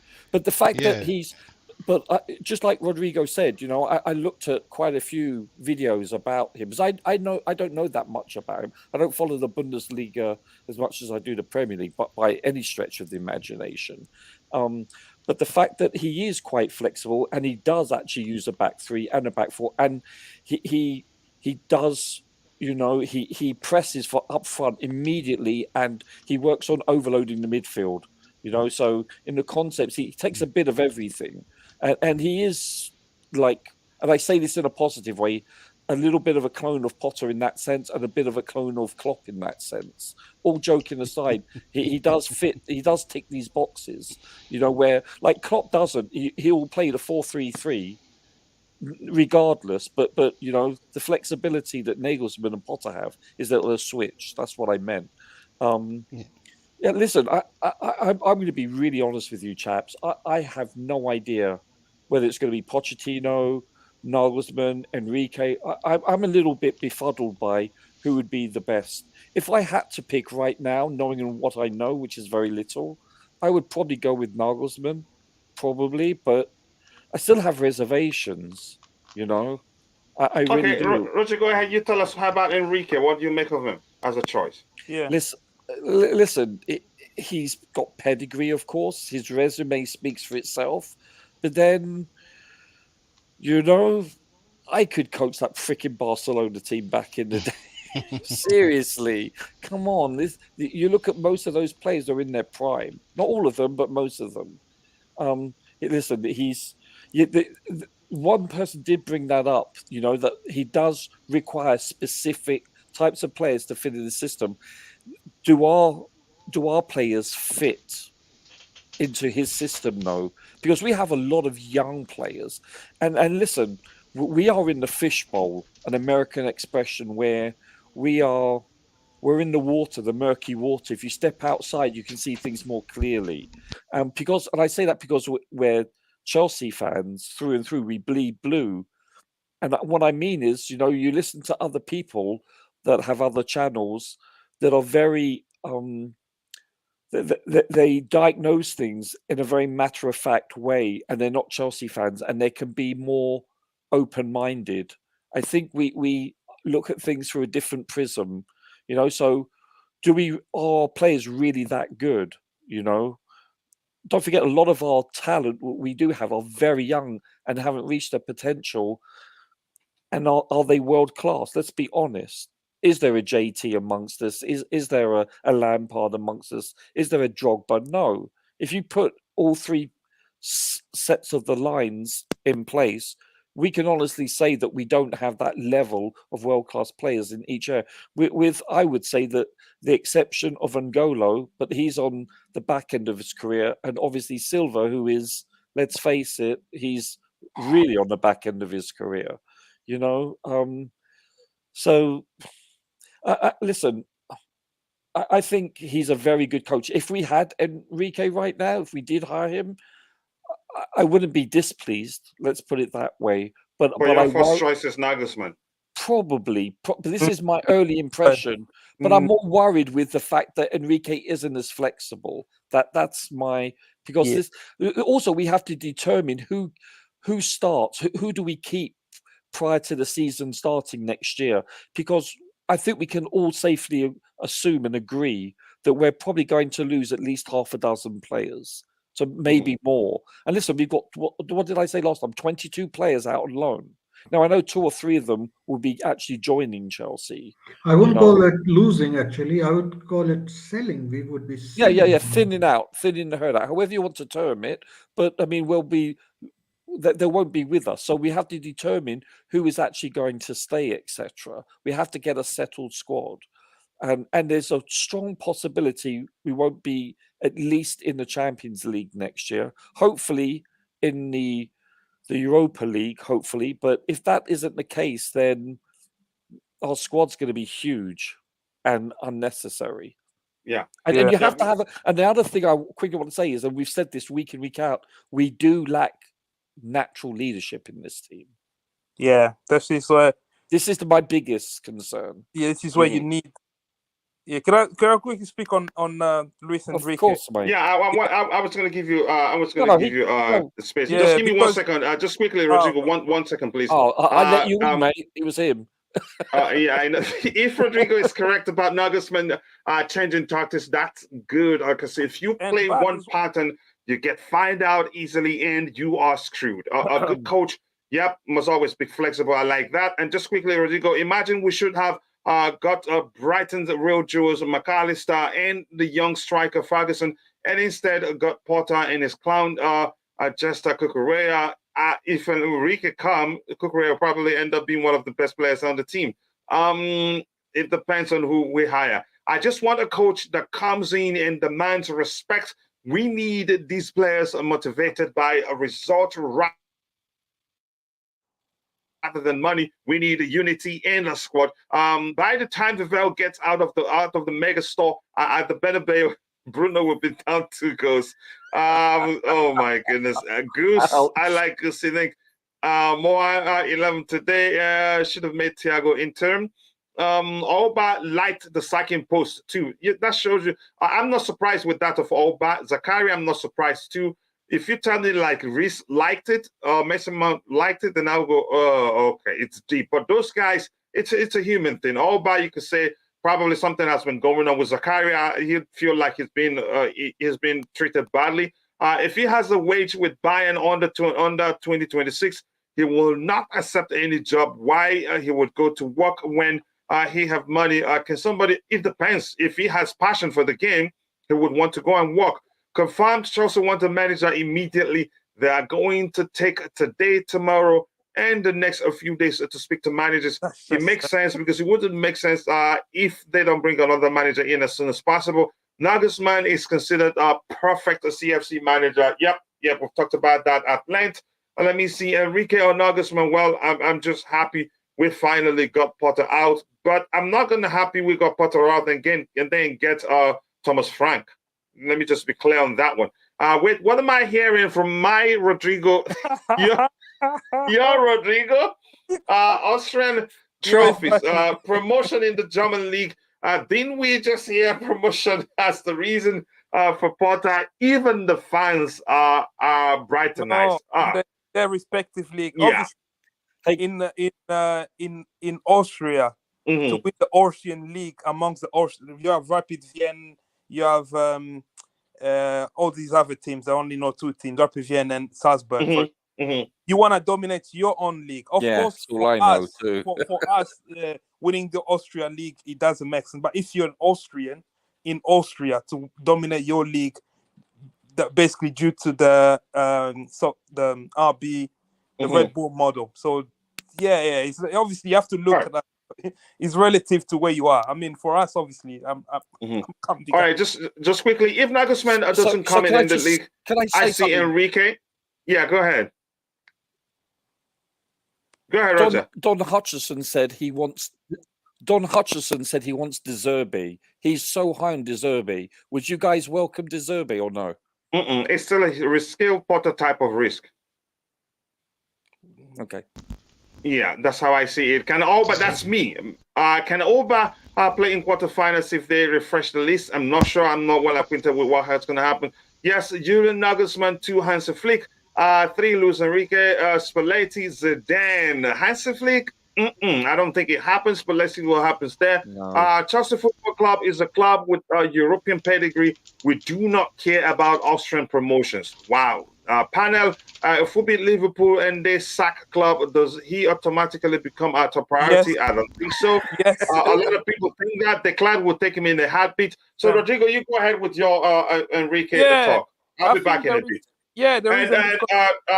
Rodrigo, you can handle, since you're not the one speaking, once you're done, you hand over to the next person to speak about Enrique. And if you don't see me, you can go ahead and start talking about, what's his name?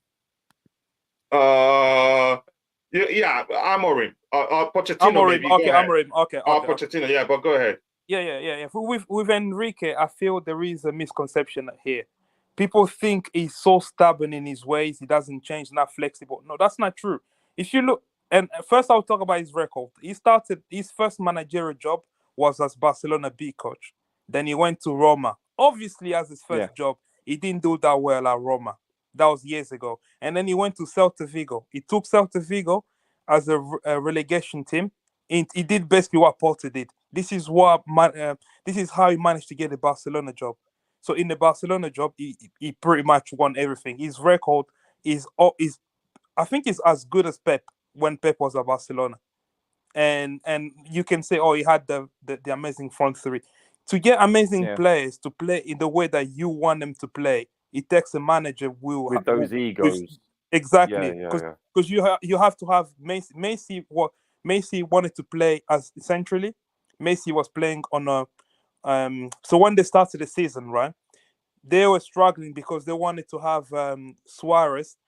He wanted to have Suarez as a striker, but obviously Messi been playing as a false 9 under Pep and under manager that came after Pep. He changed that. He moved Messi back on the right wing and have Suarez in the middle. So he's a manager that did handle that and did handle those big stars and make them play and won them the treble. You can't downplay the fact that he had an amazing team. It doesn't just mean if you have amazing players, you win trophies. You still have to make those players work. And then in his second season, in terms of tactical flexibility, he obviously, if you look at Spain, yes, he played 4-3-3, but at Barcelona, there were times where he was switching it up to a back 3 at times. So he's flexible in that way. And working with young players, he gave agree, mate. He gave Gavi his Spanish cap at what? 18, 16 was he? How old was Gavi then? And also, when you look at where we are now, yeah, exactly. If you look at where we are now as a club, we lack identity. We don't have a direction yet. We are in a rebuild. We're going down. In a rebuild process, especially the one that we are in now, you need a coach that can come in and imprint an identity. So if, for example, we can have like an Enrique, you know what you get from Enrique. You know you're gonna get a version of the tiki-taka. You're gonna get a version of what Pep does. You're gonna get basically Enrique is the closest you can get to Pep in the Premier League, apart from Arteta. So it's that type of football, and that type of football that you can ingrain it into the first team, the academy, and that can be the philosophy you can take forward. At this stage, I feel like in that stage of rebuild, it's risky to have a manager that likes to tinker a lot with his tactics. Or it's good to have that flexibility. Too much flexibility with the young players that we have, the players that really need one-to-one coaching, that need to know what the roles is in the team. You need a strong manager like Enrique with experience of winning stuff. I think he would do well. Obviously my choice. The only reason Enrique wouldn't work as well, though, compared to Nagelsmann, is the relationship. Because football, again, we have owners that I feel that want to get involved in a lot of matters in the club. So you want a manager maybe I don't know. I don't know. Use word submissive. The manager that can work with the board, that's relationship with the board, and I feel that's where Nagelsmann has that. Nagelsmann has the advantage of Enrique. But to dismiss Enrique achievement, to call him is not flexible, he only won things because of Messi, Neymar, and Suarez. That's not true, because even when he left, what happened to those Messi, Neymar, and Suarez? I know Neymar stayed for one more season after Enrique. Well, how come they didn't win the trophies that he won? And plus, when he won La Liga, is the time where Real Madrid was dominating in Europe. Real Madrid won the Champions League like 5 times or 3 times in his when he was there. So it wasn't an easy La Liga to win. He still had to fight hard with maybe one of the greatest footballers in Ronaldo, and the front three of Bale, Benzema, and Ronaldo. So it wasn't an easy La Liga to win. And Messi, Neymar, Suarez, big star players, they all bought into his philosophy, and they play amazing football. So don't dismiss him just because of Rodrigo, the players that he had. Yeah. Rodrigo, I have three doubts, three main Okay. points, Okay. which What are they? probably we can discuss with Yeah. Go you. on. And, Yes, please. What see, are they? Down?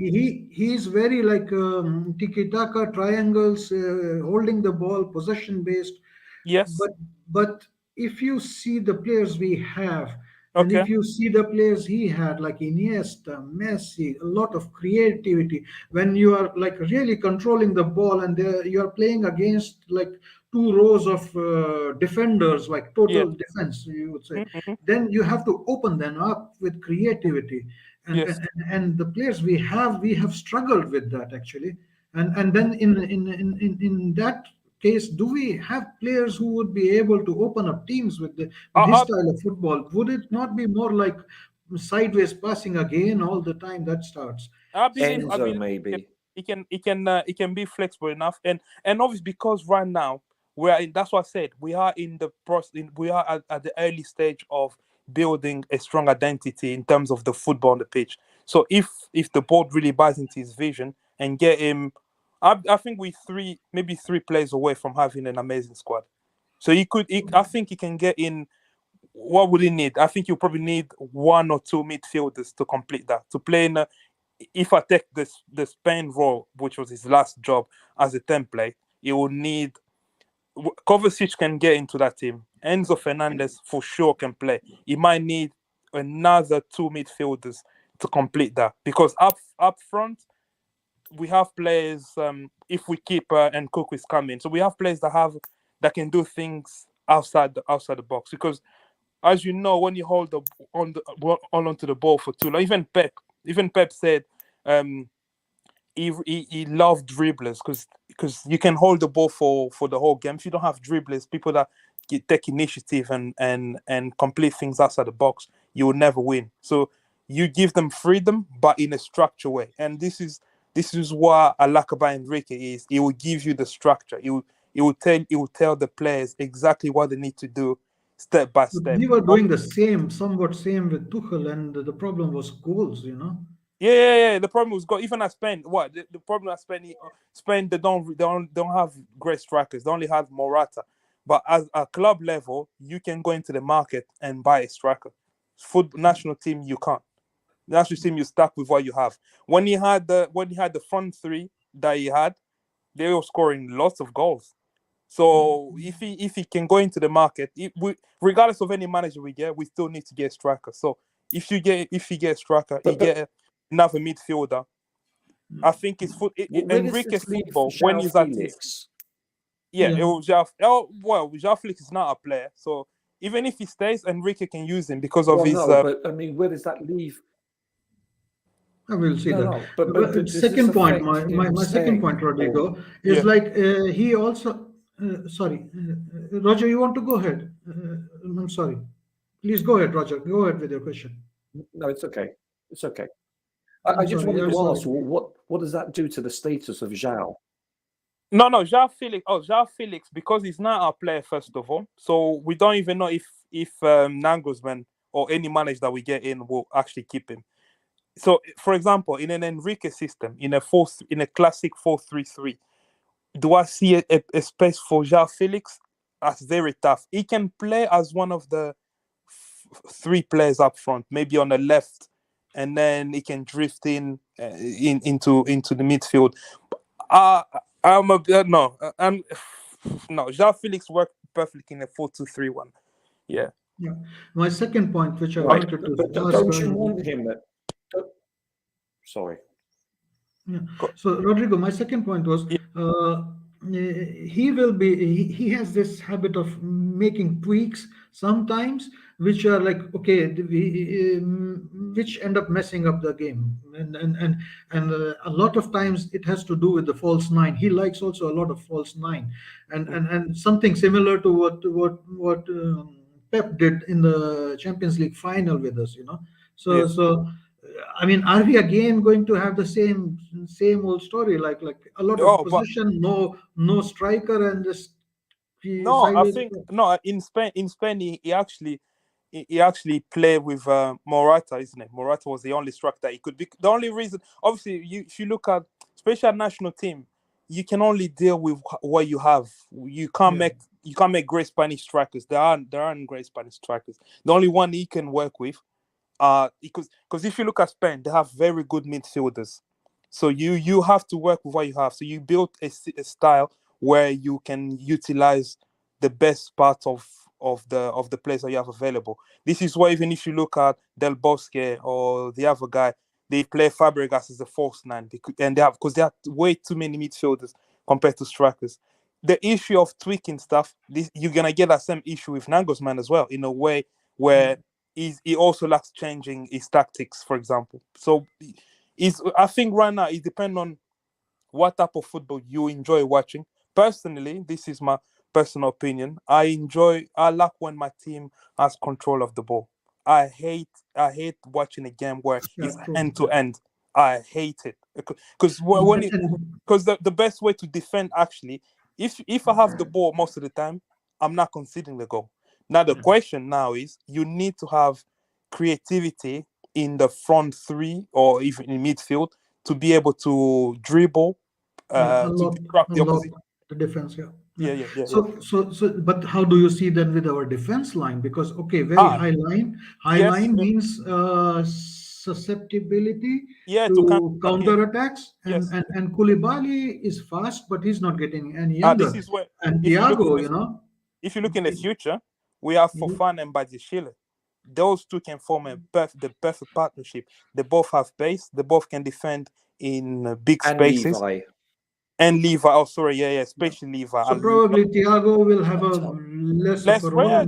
Thiago and what's the other guy? And Koulibaly will face them out. So this actually applies to both Nagelsmann and Enrique. Exactly. They both play a very aggressive high line. They both Nagelsmann in a way is more flexible, as in he can drop the line a bit deeper sometimes to allow what's the word, to give the team, the opposition, the full sense of control and then hit them quickly. At times he does that, but Enrique is more like Pep. He's in your face. Keep the ball. Keep the ball. He's in circles. Personally, I prefer that style. I know it's a style versus what people like to see. I'm with you, but my main question with this is, like, we were playing somewhat similar with Tuchel, and we were not able to open up the defenses. Maybe because we were playing 3 at the back and he will be like 4 at the back, so we will have an additional player up. We have creative players. We have players. when I say creative, players that can do things outside the box. They don't. We had lots of road runners. Like creating small spaces, like creating spaces Sorry, that's the very, word. very. That's exactly what I was looking for. Creative in small spaces. We have those players. We have Sterling that can hold the ball in tight spaces. We have Felix that can do that, and Kunku coming can do that. So we need those type of players to function in Tuchel and Enrique type of, when you hold the ball, yes, but you still need to do something with it. Yeah, exactly. I don't see Sterling being that capable, to be honest with you, on a consistent basis. I know that. I said Sterling just to sit here. What about you? Obviously, I don't know, JC or Roger. What's your take on Enrique? No. I think. Listen, I think everything has been. I have my concerns. Yeah. Actually, they both have very good cases in their own way. They're very different. These coaches are, for all intents and purposes, stylistically very different. Yes. And so I'm thinking, based on our current squad, who would be more apt, player-wise, who would fit the profile more for which manager? And I'm struggling to see Enrique's case more. So that just because a lot of our players are youthful, and listen, Enrique could come in and we could win every single game. I'm not saying we can't, don't get me wrong, but I see Nagelsmann, I see the flexibility, and I believe the players are used to playing in both formations, and I think their first touch is not as vital as it would be with regards to playing triangles and spatial awareness, etc. In small spaces it should be more important so that you don't lose the ball. But Roger, here's the thing. Don't you think, Roger? I mean, on the I try not to think, opposite, Nagelsmann is good for the system, like the system he will bring in. But individually, if you want the players improved, I think Enrique might be the better one. Yeah, there's some truth to that. Yeah, because the way I see our squad now is like a clay. He's not molded in anything. So you need the person that you're gonna get in next. This is what I was fearing. Post is staying for too long. He was gonna poison our players. So now the person that comes in next has a clay that he can mold into anything. So we need. This is why I prefer having a manager. Like, you know what Harvard said in an interview. He said Tuchel literally told him how to pass the ball, which foot to use, what weight of passing to. So you need a coach like that, and this is when someone like Enrique will be better than Nagelsmann. Enrique will tell you this is the zone that you basically your role. Stand in this zone, stay here. Don't worry about anything. You need to be here. Rather than giving people, you give them freedom in the zone that they are. This is what Pep does. I think he would improve players like Mount and Ruben Loftus-Cheek a lot. Yeah. Because even like Pep gives you freedom, but it doesn't give you. Look, he gives you free, but it doesn't give you total freedom. So you know which zone you're gonna operate in that zone. You're not gonna deviate from the plan. I think, but I know the issue we have though. I know our fans. I know the mentality. When I went to the ground, sometimes the mentality of English fans is they're saying, why should we pass the ball 10 times when I can kick it straight away to the striker? But they don't realize you're gonna lose the ball in transition, and then you're gonna concede the goal. So, for example, that's what they were saying when Pep came. They said, "Oh, this style of football will now work in England," but that's not the case now. You see, it's dominated English football because I think traditionally they lack fast, get the ball. I think Enrique would manage the game better, and he would, like, if you need to stretch the other team opposition, like bring them out a little bit and then hit them back again, keeping the ball, like movements and all. Yeah. Only problem is that obviously, like what Roger said. And I think you also said that do we have enough of those players. I agree with both of you. I think player profile, yeah. exactly. Yeah. I think we need for Enrique to, because when Enrique football works, when And he not enough he creativity. But I think he will improve some players, but still he would need some he more. would, yeah, he will still need. So, for example, this if you ask me what player do I see in the market that can come in and help with that, a player for Real Sociedad, because Zubimendi, for example, you can have him as a pivot in midfield, and then you can have Enzo, and then Kovacic or Kante. So you have the players, because you need that anchor man. It's like a better version of Jorginho to circulate the ball around. Yeah. Are you not concerned that we would lose João Felix? To me, I think I'm concerned, but again, It's I not think regardless of the manager, I think you'll be sorry. It depends on which manager. I don't know. Yeah, because I think it's a priority that we retain him. I agree with you. Yeah, I think it's a huge. I think keeping João Felix comes down probably most likely if financial situation. Yes, that too. Where we find that ourselves. too. But I think for us to succeed, I'm not saying we won't succeed without him, but I think we are more likely to succeed if we can retain his services. Yeah, I really do. From the little exposure that we've seen of him, I'm really impressed with him. Yeah. I mean, his ability to hit the post is amazing. No, I'm kidding. Oh, by the way, I think the PSG job might also be open very soon. So that's another big club to look out for. Yeah. Just quickly, Luis Enrique makes mediocre players look world class, and this says we have midfield for Enrique and attack also. Also, Cucurella, the player who says the Porter is a top coach who, for the most part, had never worked with any elite manager. Truly, well, for the first time, they're working with a top coach. Eye opener. I think he'd do well under Enrique for sure. The only model we need is the Roman model. Tired of the circus. I want my old club back. A lot of the people do think this isn't working. Just quickly, I think it would be safer to end this so that we continue later. We don't have to finish it now. I don't think we'll hire another manager soon. Probably tomorrow. Mix it with the predicted lineup or match review, a match preview, so to speak. Rodrigo, thank you so much. You did a very good job there. I was listening. I appreciate you, even though you don't have control to highlighting that. I had to use the deck, the iPad to be controlling. The deck app to be controlling things. But that's by the way, Roger. Your thoughts? You want to add anything to everything we've talked about? No, it's other than the fact, realistically, these sporting directors have to make and get it right. They seriously, it's important that they do this because I think they are going to have the vast majority of input regarding the decision-making process. And it behooves them to seriously get it right. You know, I don't think Chelsea can afford financially and football-wise for us to regress any further going forward. Yeah, it's a huge risk. Says Felix is a perfect player for Luis Enrique. I agree with you. We don't need Felix. Financial situation would dictate that when the time comes. All fancy dribbling, no end product, no goals, no assist. Okay, I'm gonna look at his numbers. Jesse, you want to say anything? I have about a few minutes to round off. We can continue the discussion later. We haven't hired a new manager yet, but we've discussed.